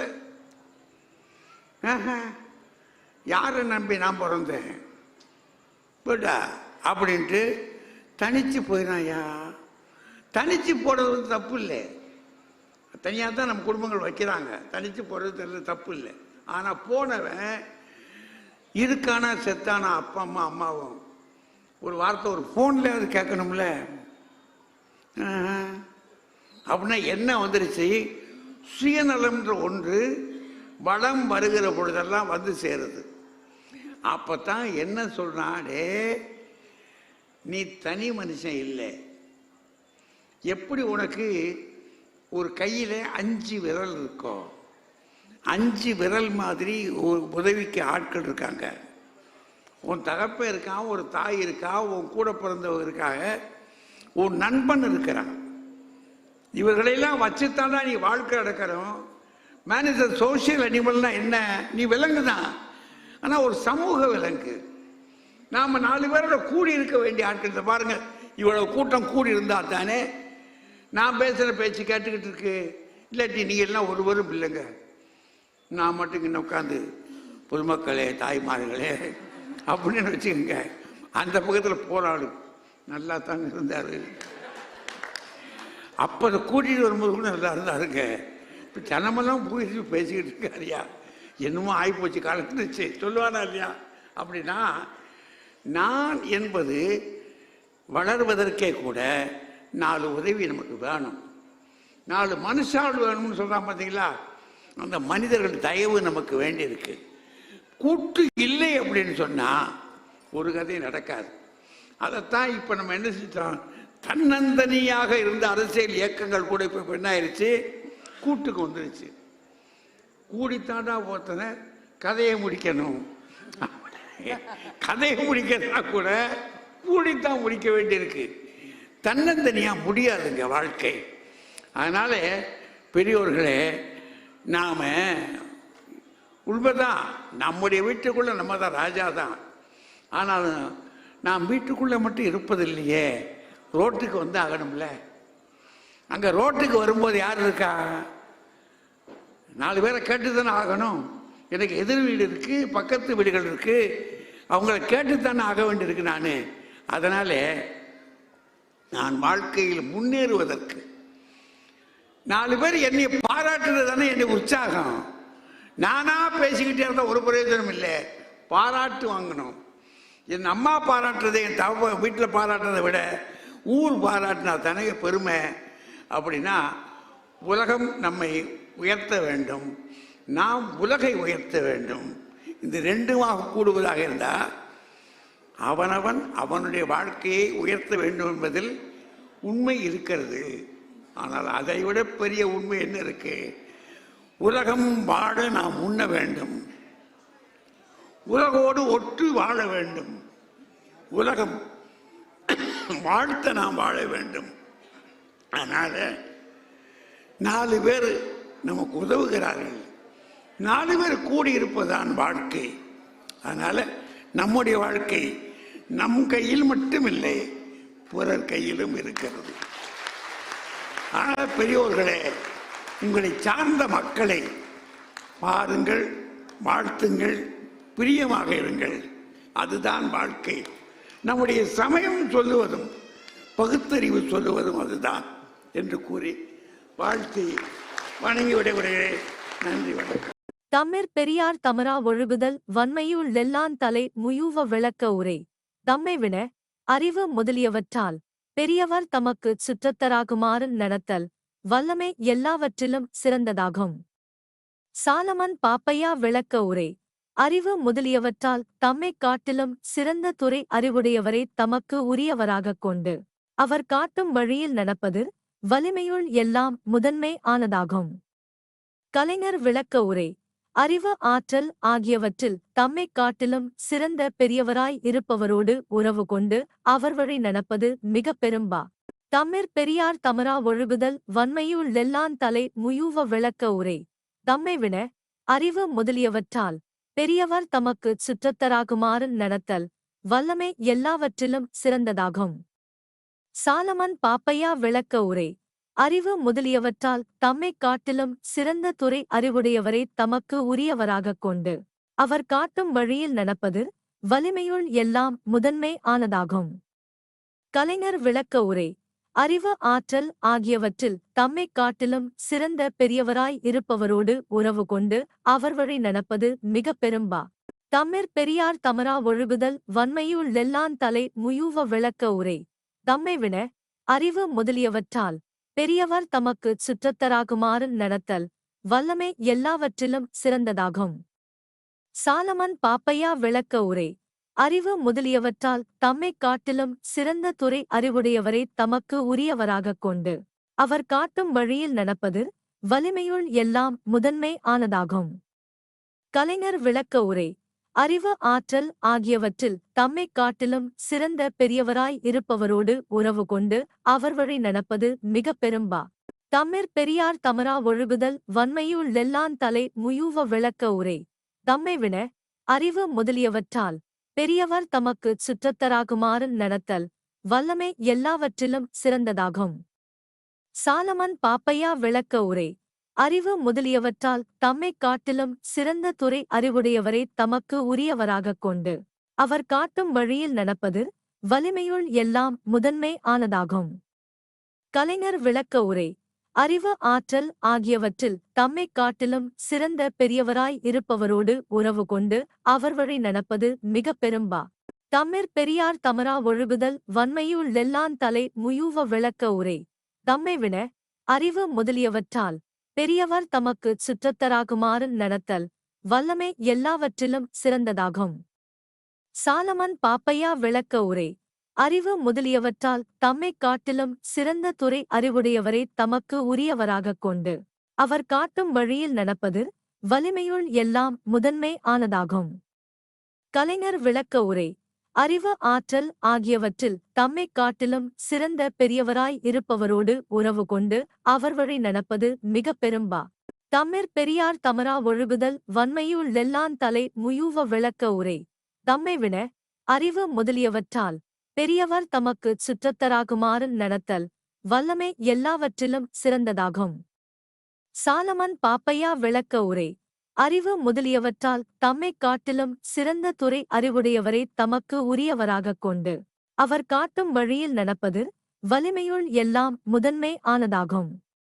கலைஞர் விளக்க உரை அறிவு ஆற்றல் ஆகியவற்றில் தம்மைக் காட்டிலும் சிறந்த பெரியவராய் இருப்பவரோடு உறவு கொண்டு அவர் வழி நடப்பது மிகப் பெரும்பா. தம்மிற் பெரியார் தமரா ஒழுகுதல் வன்மையுள் லெல்லான் தலை முயூவ விளக்க உரை தம்மை வின அறிவு முதலியவற்றால் பெரியவர் தமக்கு சுற்றத்தராகுமாறு நடத்தல் வல்லமை எல்லாவற்றிலும் சிறந்ததாகும். சாலமன் பாப்பையா விளக்க உரை அறிவு முதலியவற்றால் தம்மைக் காட்டிலும் சிறந்த துறை அறிவுடையவரை தமக்கு உரியவராகக் கொண்டு அவர் காட்டும் வழியில் நடப்பது வலிமையுள் எல்லாம் முதன்மை ஆனதாகும். கலைஞர் விளக்க உரை அறிவு ஆற்றல் ஆகியவற்றில் தம்மைக் காட்டிலும் சிறந்த பெரியவராய் இருப்பவரோடு உறவு கொண்டு அவர் வழி நடப்பது மிகப் பெரும்பா. தம்மிற் பெரியார் தமரா ஒழுகுதல் வன்மையுள் லெல்லான் தலை முயூவ விளக்க உரை தம்மை வின அறிவு முதலியவற்றால் பெரியவர் தமக்கு சுற்றத்தராகுமாறு நடத்தல் வல்லமை எல்லாவற்றிலும் சிறந்ததாகும். சாலமன் பாப்பையா விளக்க உரை. அறிவு முதலியவற்றால் தம்மைக் காட்டிலும் சிறந்த துறை அறிவுடையவரை தமக்கு உரியவராகக் கொண்டு அவர் காட்டும் வழியில் நடப்பது வலிமையுள் எல்லாம் முதன்மை ஆனதாகும். கலைஞர் விளக்க உரை. அறிவு ஆற்றல் ஆகியவற்றில் தம்மைக் காட்டிலும் சிறந்த பெரியவராய் இருப்பவரோடு உறவு கொண்டு அவர் வழி நடப்பது மிகப் பெரும்பா. தம்மிற் பெரியார் தமரா ஒழுகுதல் வன்மையுள் லெல்லான் தலை முயூவ விளக்க உரை. தம்மை விட அறிவு முதலியவற்றால் பெரியவர் தமக்கு சுற்றத்தராகுமாறு நடத்தல் வல்லமை எல்லாவற்றிலும் சிறந்ததாகும். சாலமன் பாப்பையா விளக்க உரை. அறிவு முதலியவற்றால் தம்மைக் காட்டிலும் சிறந்த துறை அறிவுடையவரை தமக்கு உரியவராகக் கொண்டு அவர் காட்டும் வழியில் நடப்பது வலிமையுள் எல்லாம் முதன்மை ஆனதாகும். கலைஞர் விளக்க உரை. அறிவு ஆற்றல் ஆகியவற்றில் தம்மைக் காட்டிலும் சிறந்த பெரியவராய் இருப்பவரோடு உறவு கொண்டு அவர் வழி நடப்பது மிகப் பெரும்பா. தம்மிற் பெரியார் தமரா ஒழுகுதல் வன்மையுள் லெல்லான் தலை முயூவ விளக்க உரை. தம்மை விட அறிவு முதலியவற்றால் பெரியவர் தமக்கு சுற்றத்தராகுமாறு நடத்தல் வல்லமை எல்லாவற்றிலும் சிறந்ததாகும். சாலமன் பாப்பையா விளக்க உரை. அறிவு முதலியவற்றால் தம்மைக் காட்டிலும் சிறந்த துறை அறிவுடையவரை தமக்கு உரியவராகக் கொண்டு அவர் காட்டும் வழியில் நடப்பது வலிமையுள் எல்லாம் முதன்மை ஆனதாகும். கலைஞர் விளக்க உரை. அறிவு ஆற்றல் ஆகியவற்றில் தம்மைக் காட்டிலும் சிறந்த பெரியவராய் இருப்பவரோடு உறவு கொண்டு அவர் வழி நடப்பது மிகப் பெரும்பா. தம்மிற் பெரியார் தமரா ஒழுகுதல் வன்மையுள் லெல்லான் தலை முயூவ விளக்க உரை. தம்மை விட அறிவு முதலியவற்றால் பெரியவர் தமக்கு சுற்றத்தராகுமாறு நடத்தல் வல்லமை எல்லாவற்றிலும் சிறந்ததாகும். சாலமன் பாப்பையா விளக்க உரை. அறிவு முதலியவற்றால் தம்மைக் காட்டிலும் சிறந்த துறை அறிவுடையவரை தமக்கு உரியவராகக் கொண்டு அவர் காட்டும் வழியில் நடப்பது வலிமையுள் எல்லாம் முதன்மை ஆனதாகும். கலைஞர் விளக்க உரை. அறிவு ஆற்றல் ஆகியவற்றில் தம்மைக் காட்டிலும் சிறந்த பெரியவராய் இருப்பவரோடு உறவு கொண்டு அவர் வழி நடப்பது மிகப் பெரும்பா. தம்மிற் பெரியார் தமரா ஒழுகுதல் வன்மையுள் லெல்லான் தலை முயூவ விளக்க உரை. தம்மை விட அறிவு முதலியவற்றால் பெரியவர் தமக்கு சுற்றத்தராகுமாறு நடத்தல் வல்லமை எல்லாவற்றிலும் சிறந்ததாகும். சாலமன் பாப்பையா விளக்க உரை. அறிவு முதலியவற்றால் தம்மைக் காட்டிலும் சிறந்த துறை அறிவுடையவரை தமக்கு உரியவராகக் கொண்டு அவர் காட்டும் வழியில் நடப்பது வலிமையுள் எல்லாம் முதன்மை ஆனதாகும். கலைஞர் விளக்க உரை. அறிவு ஆற்றல் ஆகியவற்றில் தம்மைக் காட்டிலும் சிறந்த பெரியவராய் இருப்பவரோடு உறவு கொண்டு அவர் வழி நடப்பது மிகப் பெரும்பா. தம்மிற் பெரியார் தமரா ஒழுகுதல் வன்மையுள் லெல்லான் தலை முயூவ விளக்க உரை. தம்மை விட அறிவு முதலியவற்றால் பெரியவர் தமக்கு சுற்றத்தராகுமாறு நடத்தல் வல்லமை எல்லாவற்றிலும் சிறந்ததாகும். சாலமன் பாப்பையா விளக்க உரை. அறிவு முதலியவற்றால் தம்மைக் காட்டிலும் சிறந்த துறை அறிவுடையவரை தமக்கு உரியவராகக் கொண்டு அவர் காட்டும் வழியில் நடப்பது வலிமையுள் எல்லாம் முதன்மை ஆனதாகும். கலைஞர் விளக்க உரை. அறிவு ஆற்றல் ஆகியவற்றில் தம்மைக் காட்டிலும் சிறந்த பெரியவராய் இருப்பவரோடு உறவு கொண்டு அவர் வழி நடப்பது மிகப் பெரும்பா. தம்மிற் பெரியார் தமரா ஒழுகுதல் வன்மையுள் லெல்லான் தலை முயூவ விளக்க உரை. தம்மை விட அறிவு முதலியவற்றால் பெரியவர் தமக்கு சுற்றத்தராகுமாறு நடத்தல் வல்லமை எல்லாவற்றிலும் சிறந்ததாகும். சாலமன் பாப்பையா விளக்க உரை. அறிவு முதலியவற்றால் தம்மைக் காட்டிலும் சிறந்த துறை அறிவுடையவரை தமக்கு உரியவராகக் கொண்டு அவர் காட்டும் வழியில் நடப்பது வலிமையுள் எல்லாம் முதன்மை ஆனதாகும். கலைஞர் விளக்க உரை. அறிவு ஆற்றல் ஆகியவற்றில் தம்மைக் காட்டிலும் சிறந்த பெரியவராய் இருப்பவரோடு உறவு கொண்டு அவர் வழி நடப்பது மிகப் பெரும்பா. தம்மிற் பெரியார் தமரா ஒழுகுதல் வன்மையுள் லெல்லான் தலை முயூவ விளக்க உரை. தம்மை விட அறிவு முதலியவற்றால் பெரியவர் தமக்கு சுற்றத்தராகுமாறு நடத்தல் வல்லமை எல்லாவற்றிலும் சிறந்ததாகும். சாலமன் பாப்பையா விளக்க உரை. அறிவு முதலியவற்றால் தம்மைக் காட்டிலும் சிறந்த துறை அறிவுடையவரை தமக்கு உரியவராகக் கொண்டு அவர் காட்டும் வழியில் நடப்பது வலிமையுள் எல்லாம் முதன்மை ஆனதாகும். கலைஞர் விளக்க உரை. அறிவு ஆற்றல் ஆகியவற்றில் தம்மைக் காட்டிலும் சிறந்த பெரியவராய் இருப்பவரோடு உறவு கொண்டு அவர் வழி நடப்பது மிகப் பெரும்பா.